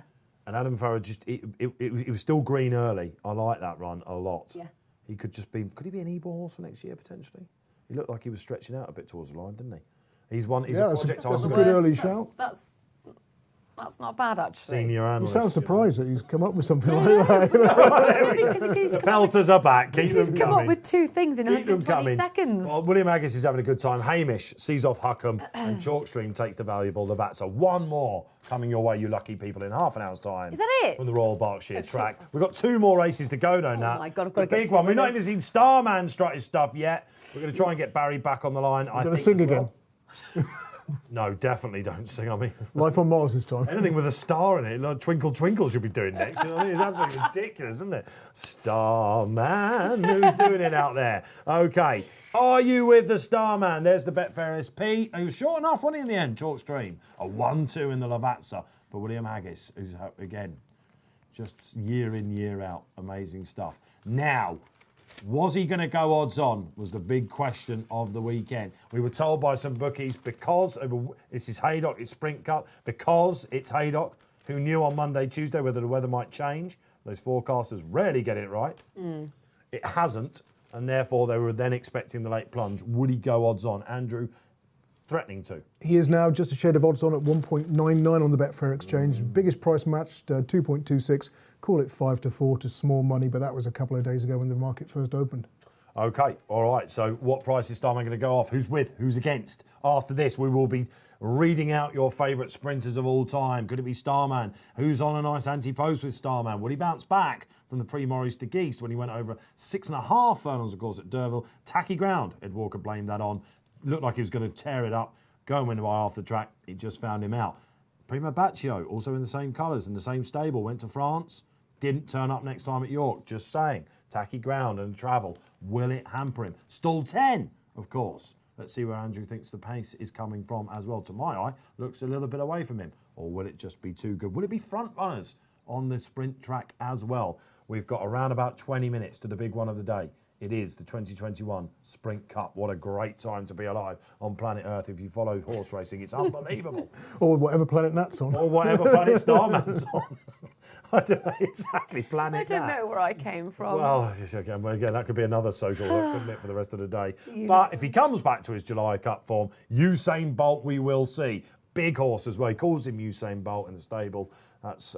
It took him 10 years to break through for a great one. That was his hook yesterday, basically. That was his line, and he's now got an even money favourite for one. All right, shall we actually go to Haydock? I believe the big hitter himself is coming back to join us. Shall we go up and have a look? Barry, are you there? I certainly am, Dave. How are you? How's the afternoon? We can hear you, Barry. We won't cut to you at the minute. We can hear you. That's all we need. We were wondering whether Starman was going to be going odds on. Have you been giving out prizes, Barry, this afternoon? Is that what you've been doing? No, I'm not high enough up in the organisation to be doing that. So I would leave that to the movers and shakers. I'm just a foot soldier like you, Dave. But Barry, have you been well fed and watered? Not yet, but I will be come last race. I will be, hopefully. Those desperados are on the chill. Watered, that's for sure. Yeah, I'm staying in Manchester tonight, so looking forward to that. I'm just looking at Starman here. Oh, Barry Orr out in Manchester. Come on, Barry. What does the great Starman look like then? Let us know. Yeah, he looks fantastic. He really does. He's got an air about him. He's a big unit as well. I never realised how big a unit he was, but he looks fit as a flea. You can see nearly every rib in his cage, and he just looks fantastic. There's a great buzz here around Haydock today, and the parade ring especially. Real good feel around it. And, everyone's really enjoying themselves. So, I think this horse will win. It's hard to see what's going to beat him on the form book. He's got everything in his favour, hasn't he? He's got his ground, he's got his trip. He'll enjoy the track, I'm sure. He's not drawn. The draw's fine. I don't see what's going to beat him, but we have seen money. I mentioned it earlier for Emirata Anna, some money for her into 10-1. And we also saw money for Chill, the mare that Ryan Moore rode in the Nunthorpe. So she's probably not without a chance either. What's the trade, Barry? I believe you've got a trade for us, have you? Listen, he's up there. We've got him back on the show. Are you going to put a trade in for us?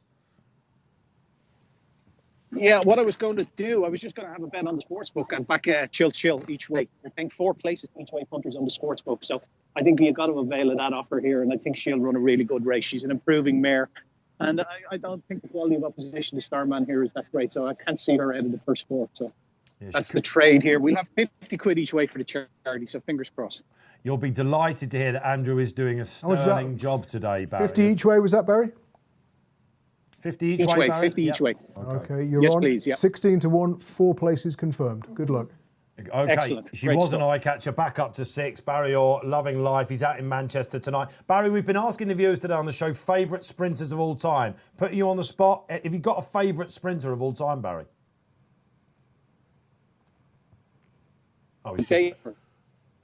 Which one, Barry? Dejour, I think he might. Dejour.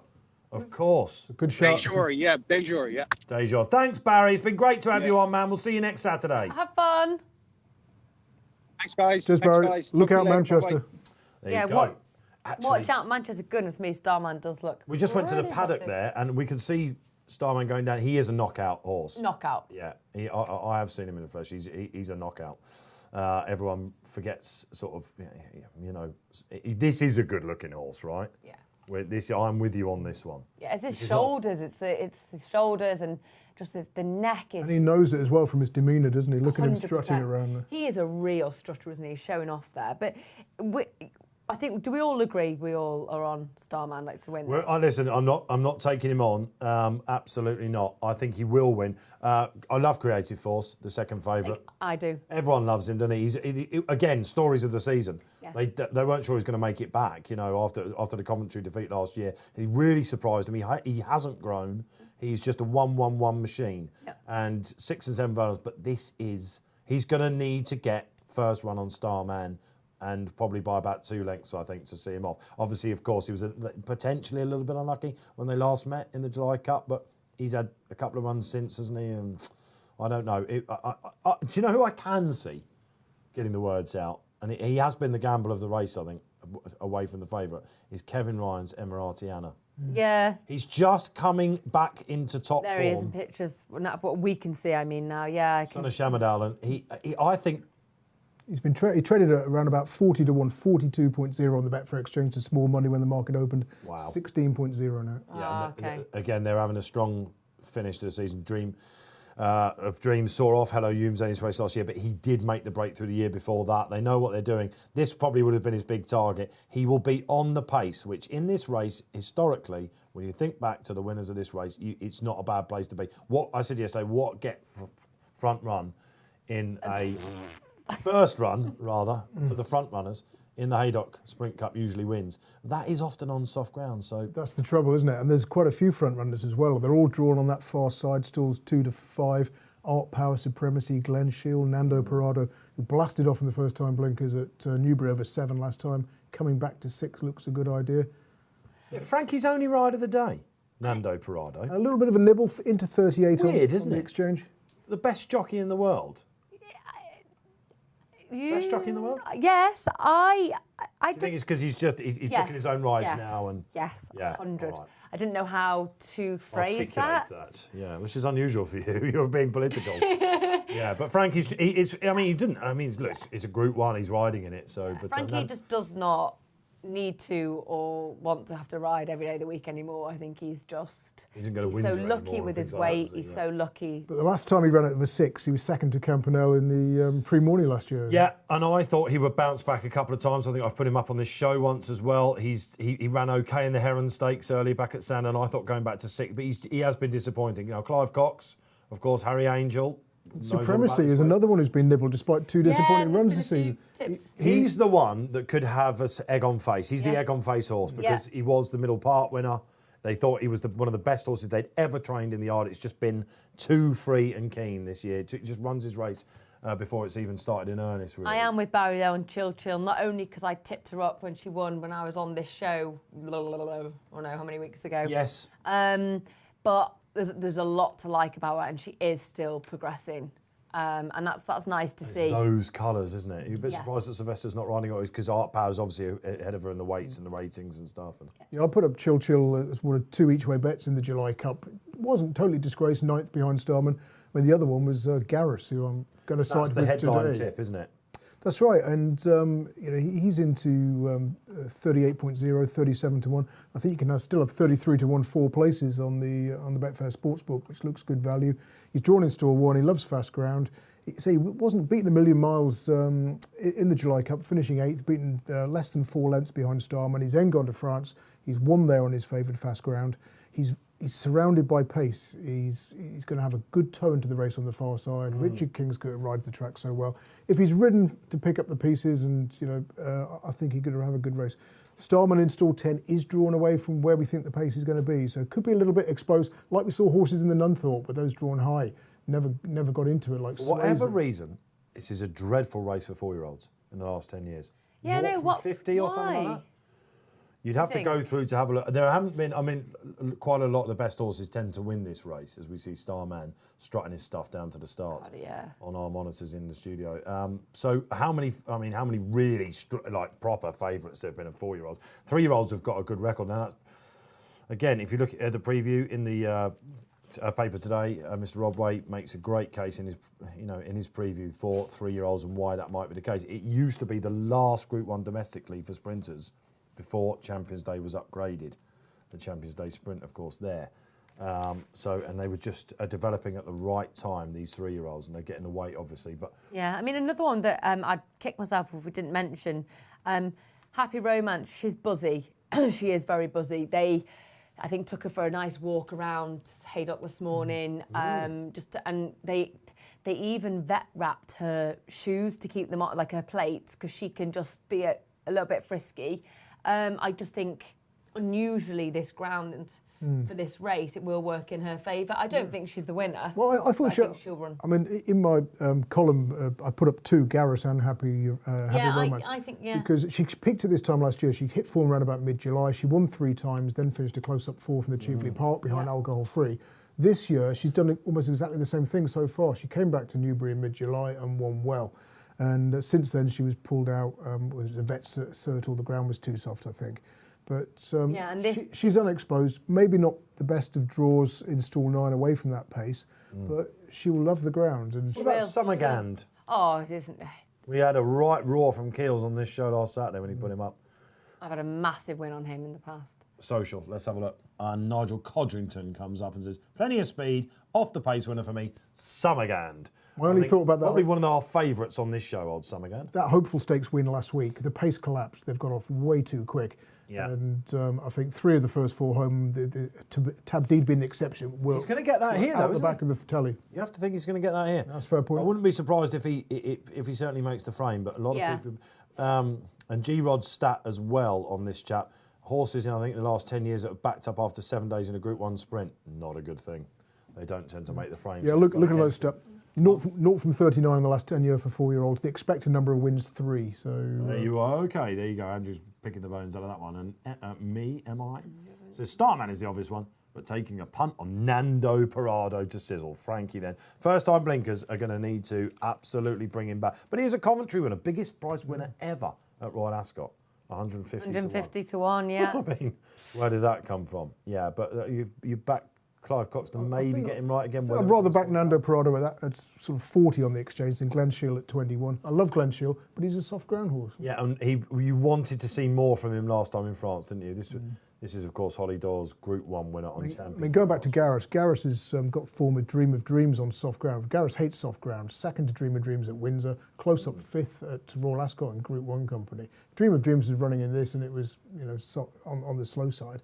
Be second favourite behind Starman, you would imagine.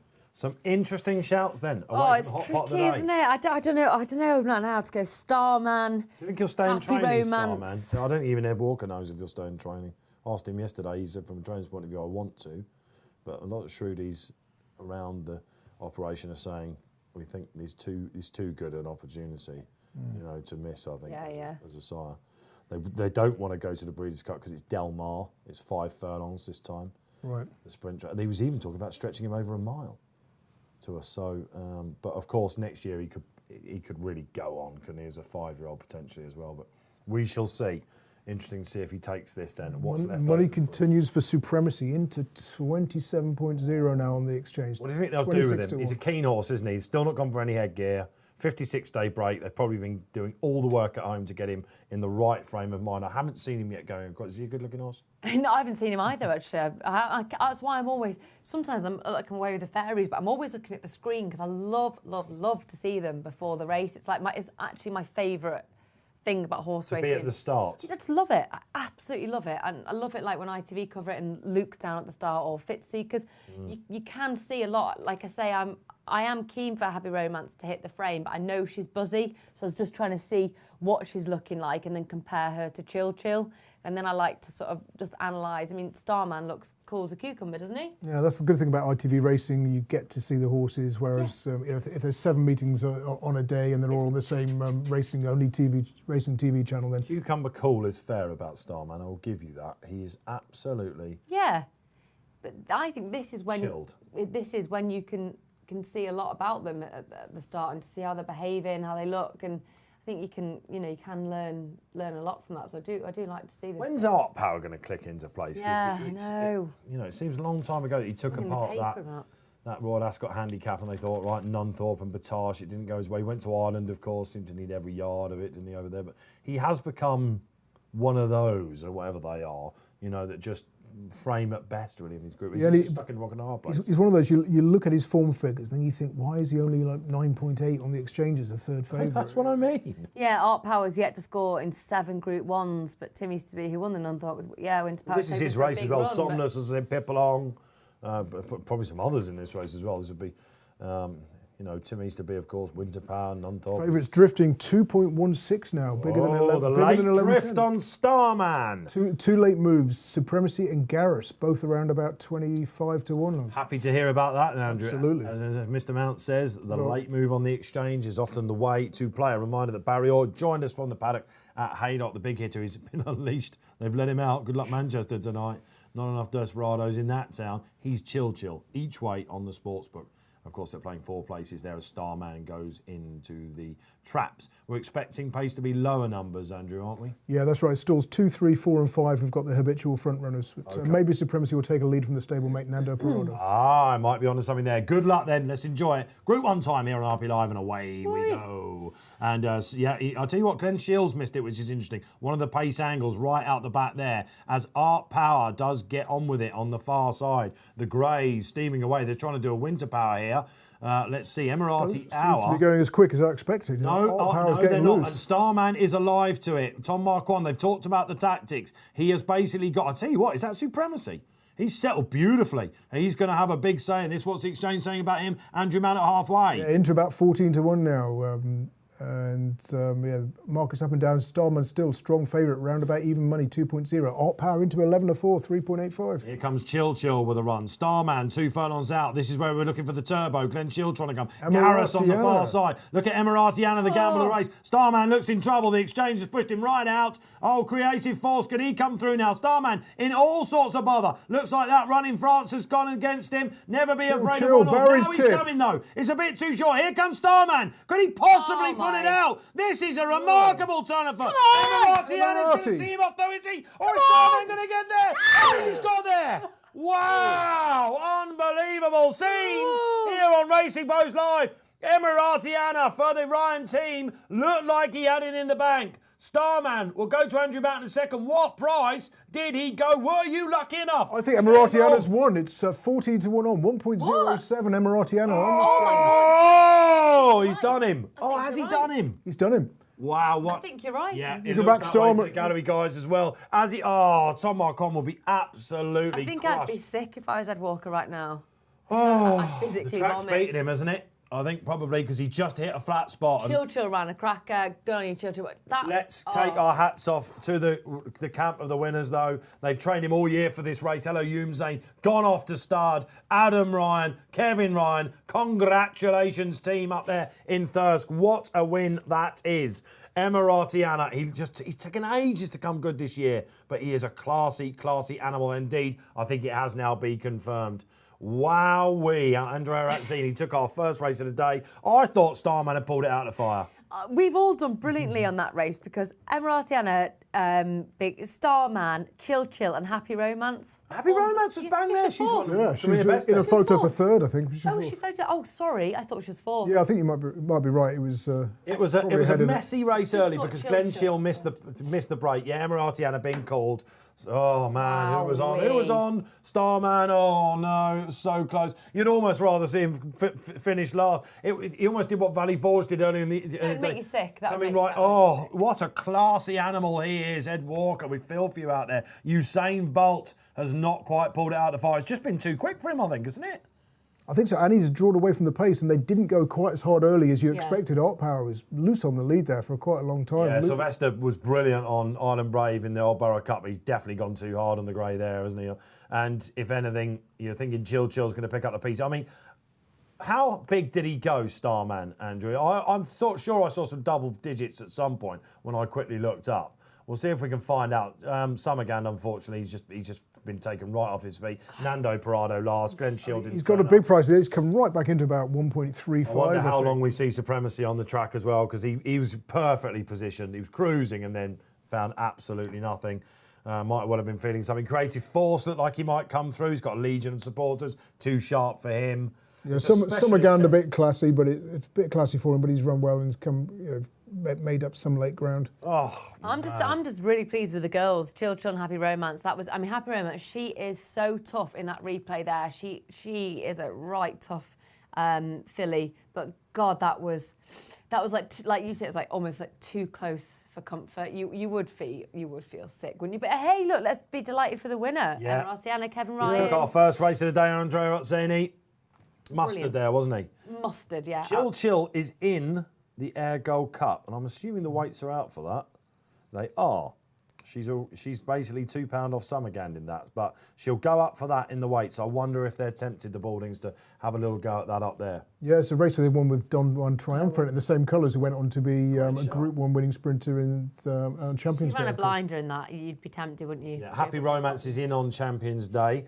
Starman, I'm sure, will have an entry, but you have to think the ground will be the issue there for him if it's traditional, Champions Day ground. Emirati Anna, where do we go with this chap? I mean, was that just I mean, it was 40 to 1 earlier in the week, you were saying. When the exchange market first opened on Thursday, just in excess of 40 to 1 about So Emirati. Nunthorpe second has gone one better then. Yeah, I mean, you look at her form, she does seem to go, I keep wanting to call her she because it's Emirati Anna. Yeah, you look at her form, he tends to come good at this time of year, wins on the 31st of July, the 3rd of September, 24th of August, and again the 4th of September. He's had a lot of runs this year, hasn't he? I mean, he's started off in March. Kevin Ryan's giving Andrea Arzini a massive hug.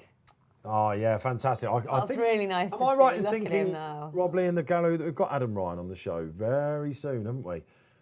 Oh, Adam Ryan will be coming on next week to tell us all about it. He's making his debut on RP Live. We've had him on a What a Shout in this studio. Is he? He's making his debut. He's a character. He'll be His in the ads. loo half and making sure his hair's Oh, a You can wind blow him up by already. his perfect curly hair.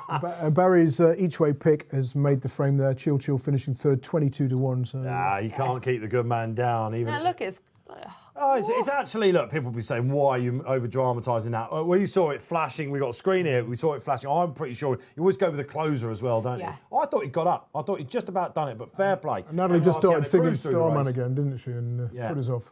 Rated £5 off, according to the handicapper, Starman, and finished way behind him at York earlier in the year.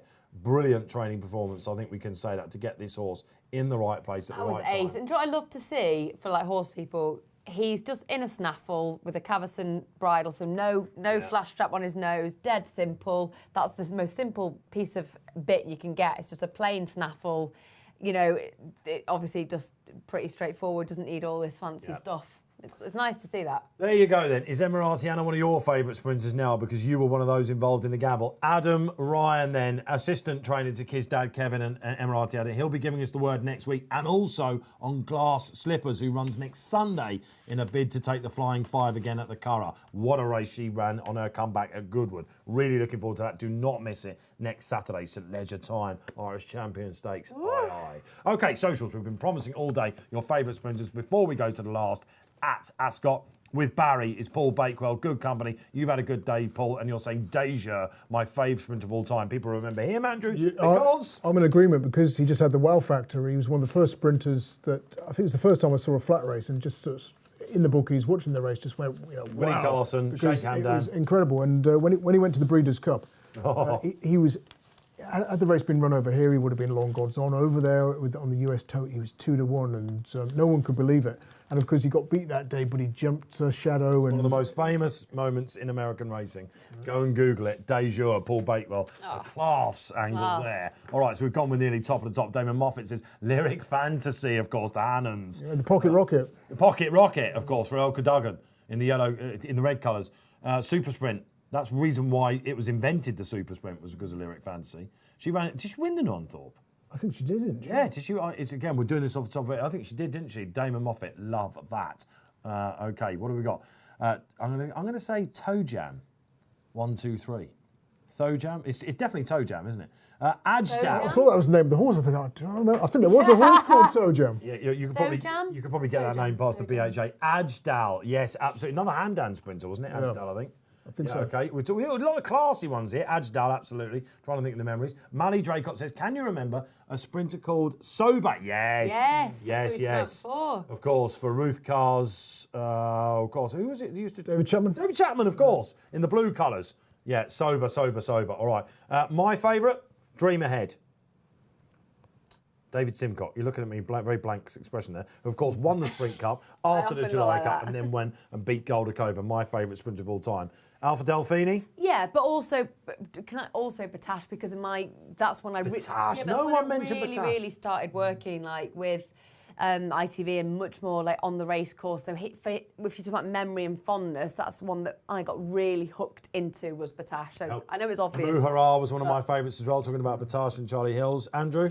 Equiano. Spanish. Yeah, because it was Matador. It was massively under. I remember Nick Morden at the time, a Racing Post Weekender columnist, banging on about this one Spanish form and saying, Like Morden would have done. and saying, the speed figures make him competitive in this race. He must have been about 20-1. He's come at the stand side. Who rode it? Was it Richard Hills riding that day? I can't remember. Someone who rode it? It was on the. Yeah, okay. So Royal Ascot winner. There you go. We're not even remember just Choisir, brilliant Aussie sprinter that came over, take over target. All right, what a great throw. We know there are plenty more out there, but because we are having a treat for you, it's the 3:45 at Ascot. It looks a bit tricky. We've got to move on, guys. Thanks for that out there. Again, who was with Emiratiana? You could probably let us know if we can get Adam Ryan away from the mirror next week. According to Nat Green, he will be giving us the inside on where that chap will be going. That's a low blow, He's going to be sitting in your seat. Oh. I'm sure you're friends, but that was a little bit low. Just because you're naught from. Well, should we give you the floor then for the final race? It's wide open. I've got loads of notes for the final race. Oh, that's that. This is probably when the winner comes. Look at that. Have you ever seen such a thing? Not a single The note. tide is turning, Green. Not a single. Come on, Nat. What's going to win? What does it say? It's not even got the winner on it. No, I haven't written one note on it. Okay. Well, Because- someone's very keen on this race, thankfully. But to be fair to me, though, this is the first time I've worked on the show and not tipped more than two. You're trying to go for some sympathy there. You won't be getting it here. I'm not getting any. Wait till I tell Adam Ryan that you got naught from. I am not getting any sympathy here. I don't know about this. I was looking at Rip-Off early on. Via Serendipity caught my fancy for Charlie Fellows, Yeah. good record. Charlie Fellows, of course, no more Cozy Prince of winner Aran. latest, and I just thought Hayley Turner on board, and that 8 stone 13. She rides the straight track, as Tom Segal Really? wisely said earlier in the season, as well as any. Yeah. So Via Serendipity, I love that name as well. Yes. Is it Classy really... horse on his day. Mark a 90, not a problem for the 7-year-old. Came back to form last time, can see that. But me and the professor are concurring, and it's nap time. What? For You Mason both got Mount. the same? Yeah, we haven't been conferring. Yeah, we haven't been. Well, we sort of did actually, but I think that was I reckon when I went to that's the when you loo. took the call. When I went to the... You took a call, didn't you? We were When he like, phoned me "Let's last do it night now." and said, "Don't wear your blue shirt, I'm wearing mine," And, then and the secret's out because on top we've got top secret, haven't we? that's right. Yeah, top secret. I napped him last time. He was beating a nose over a mile at Newbury. He switched to challenge on the stand side where the ground was slower. That could have cost him. The time before, he ran a blinder at Newmarket on the July course behind Extraordinaire. Massive pace bias that day. Every race pretty much was won by the front. Form looks good, front doesn't runner. it? Yeah. I mean, Silver Samurai, the favourite for that race, was finished last of 6. Hated the way the race unfolded. You've saved on that chap. I've saved on Silver Samurai because, again, he's next time out is proved that Newmarket form all wrong. Ran a really good third to Eratus at Newbury, who, of course, we saw win again at Goodwood last week. That form was rock solid. So, yeah, top secret over Silver Samurai. The only sort of proviso, where's the pace in this race? There's one front runner I can see, which is Maxi Boy, It's who the has been hardest straight nibbled. track in the country to make all on. That's right. Although yesterday we did see 1 or 2 winners who were fairly prominent when they went steady. So I would say that and Redcar yeah. are the hardest to do. What do you reckon? Maxi Boy, bit of a move late into 11.5 on the Betfair Exchange, having been much bigger early doors. So Maxi Boy, yes, for Yeah. Ammo Racing and Michael Bell. They've had some year, haven't they, Ammo Racing? Maxi Boy, I think that is not the worst shout. Cliffs of Capri, of course, is the favourite as the last couple try to go. And Rip-Off, who we ought to keep an eye on, Rip-Off. Yeah. He wants softer ground. He's got Johnny Pete on claiming 7. He's had 1 run back. It's good to see the 7-year-old back. I bet you they're thinking about Champions Day and Balmoral for him. Is my one being naughty via Serendipity? It's, Or is it- it's a bit No, playful. yeah, a very tight market on the exchange now. Cliffs of Capri favourite 5.4, top secret into 6.0. Via Serendipity 6.8, 7.6 Bashir. Those are the ones at single figure odds. Thank you, Andrew Mount. What a sterling job Andrew's done today, the professor, and Yeah, he's well given you some done. winners as well. All right, they're all in for the lucky last. as Derek Thompson would say. And let's hope I can call a bit better. Okay, 7 furlongs and they are off. And Rip-Off wasn't keen to come in. He wasn't that keen to come out. But not as bad as Mystery Smiles, who's pretty much blown his chance. Although you can is in come front. from way back. And you're worried about a lack of pace, Andrew. I didn't see this coming, but Nicola Curry, of course, the queen of the Shergar Cup, has said, yep, I'll have it, on I go, and leads at the moment from Mr. Tyrrell, another horse that likes to come from off the pace. He's in second. Yeah, into 2-1 on the exchange now as well. You're hoping for Serendipity with Veer. You're in third. I was, yeah, There is no pace on here, is there? No, Bassir's pretty keen, taking a bit of a pull there. Lifts Capri, the favourite, right out the back. Serendipity looks really nice. I'm very happy with that. Nice Documenting position. in the middle, Maxi Boy, the money horse. He's just off the pace. He's in a good style. Bashir warming up now as well. So Top Secret, he's had the run of the race. Can you make all on the straight track? We're hoping so here in the studio. Mr. Tyrrell, he's got him off the bridle. Documenting looks a danger. Bashir looks a danger. Silver Samurai travelling. Silver Samurai will get the rail rail run if he wants it because they're just going off. But still, Top Secret is the one to catch. Mr. Tyrrell and him, I'll tell you what, this has been a real shocking race. Documenting last year's winner. Here comes Documenting. Could he pick them up? They're gone in Top Secret up the hill. on. Is there any chance of this going in Gubbs? I think there might be because Documenting's going. Go on, Nicola, if you stay. Come on, Nicola. Come on, Nicola. What are we doing? The exchange knows he's gone really, really low. Documenting's trying really hard. We're going to get this one in the bag. It's nap time for Andrew Mount. What a day. It's been an absolute parlour for the man. Hey, Top well Secret, done. second the last twice. No more Oliver Twist today. Nicola Curry, take a bow. No pace, said Andrew Mount. She went from the front. Sees off Documenting Mr. Tyrrell, who kept her honest throughout, and Veer Serendipity in fourth. A messy race. Well done, Andrew. Yeah, I think, and well done you, Dave. You're nap as well. Listen, you cannot keep a good man down. What Natalie... I'm not a sore loser, What Natalie so hadn't well picked done. up well on was done. that there was also a naught from, I think, coming in the seat next to you. No longer. You can't keep a good man down. All right, so hopefully you stuck with us and you, for that last race. It was the last of 8 races. And she's used her bonds there a bit, hasn't she? Because Nicola Curry, a word about her for Willie Muir and Chris Grassick, of course, Group 1 winning trainers. And Sally Ann's cousin, isn't it? yeah, it is. It is a partnership, and it's gone rather well. They use their brain, Andrew. Course and distance, when it usually comes from off the pace, we can't see any. Let's crack on. Yeah. Yeah, ridden patiently the last twice, latterly over a mile, back to 7. Well, they've obviously had a good study of the race, seen the lack of pace, and decided to go for it. And Yeah, you can see why the money came for Maxi Boy, because he hit a flat spot and was coming back. Don't give up on that if you've got the plunge. Last year's winner Documenting in second as well. What a day we have had. We've top and tailed the show thanks to the professor. Why were you... Not so good for me tipping wise, but I thoroughly enjoyed Yeah. it. What it's a Ledger great Week Saturday. coming up now. Let's Yeah, move so- swiftly on. Yeah, so I'm actually off to Toxteth on Wednesday, and then I'm straight to the Ledger for Thursday, Friday, Saturday. You'll be able to hear the dulcet tones of Nat Green. You will. Absolutely And brilliant. you might even see me on Donny TV. Oh, there we go. So if you're there, have a look for Nat. Andrew, brilliant. What's the week hold? Spending some winnings, I imagine. I'm going on holiday. How timely, my man. So, Where are you going? Yeah, Maplethorpe, so East Coast. So, It's 2021. Maplethorpe, you're in luck. Never heard Andrew of Mount it. is coming. No, neither have I. I'm about to do this. All right. It's close to Skeg Vegas. Yeah, we haven't had okay. Barry Orr on the show in his usual, guys, but he did join us, absolutely. It wasn't to be for Starman, Emirati and Adam Ryan, the assistant trainer, in this studio next Saturday. It's Ledger time. It's Irish Champions Weekend. Do not miss it. Thanks for watching us today here on RP Live.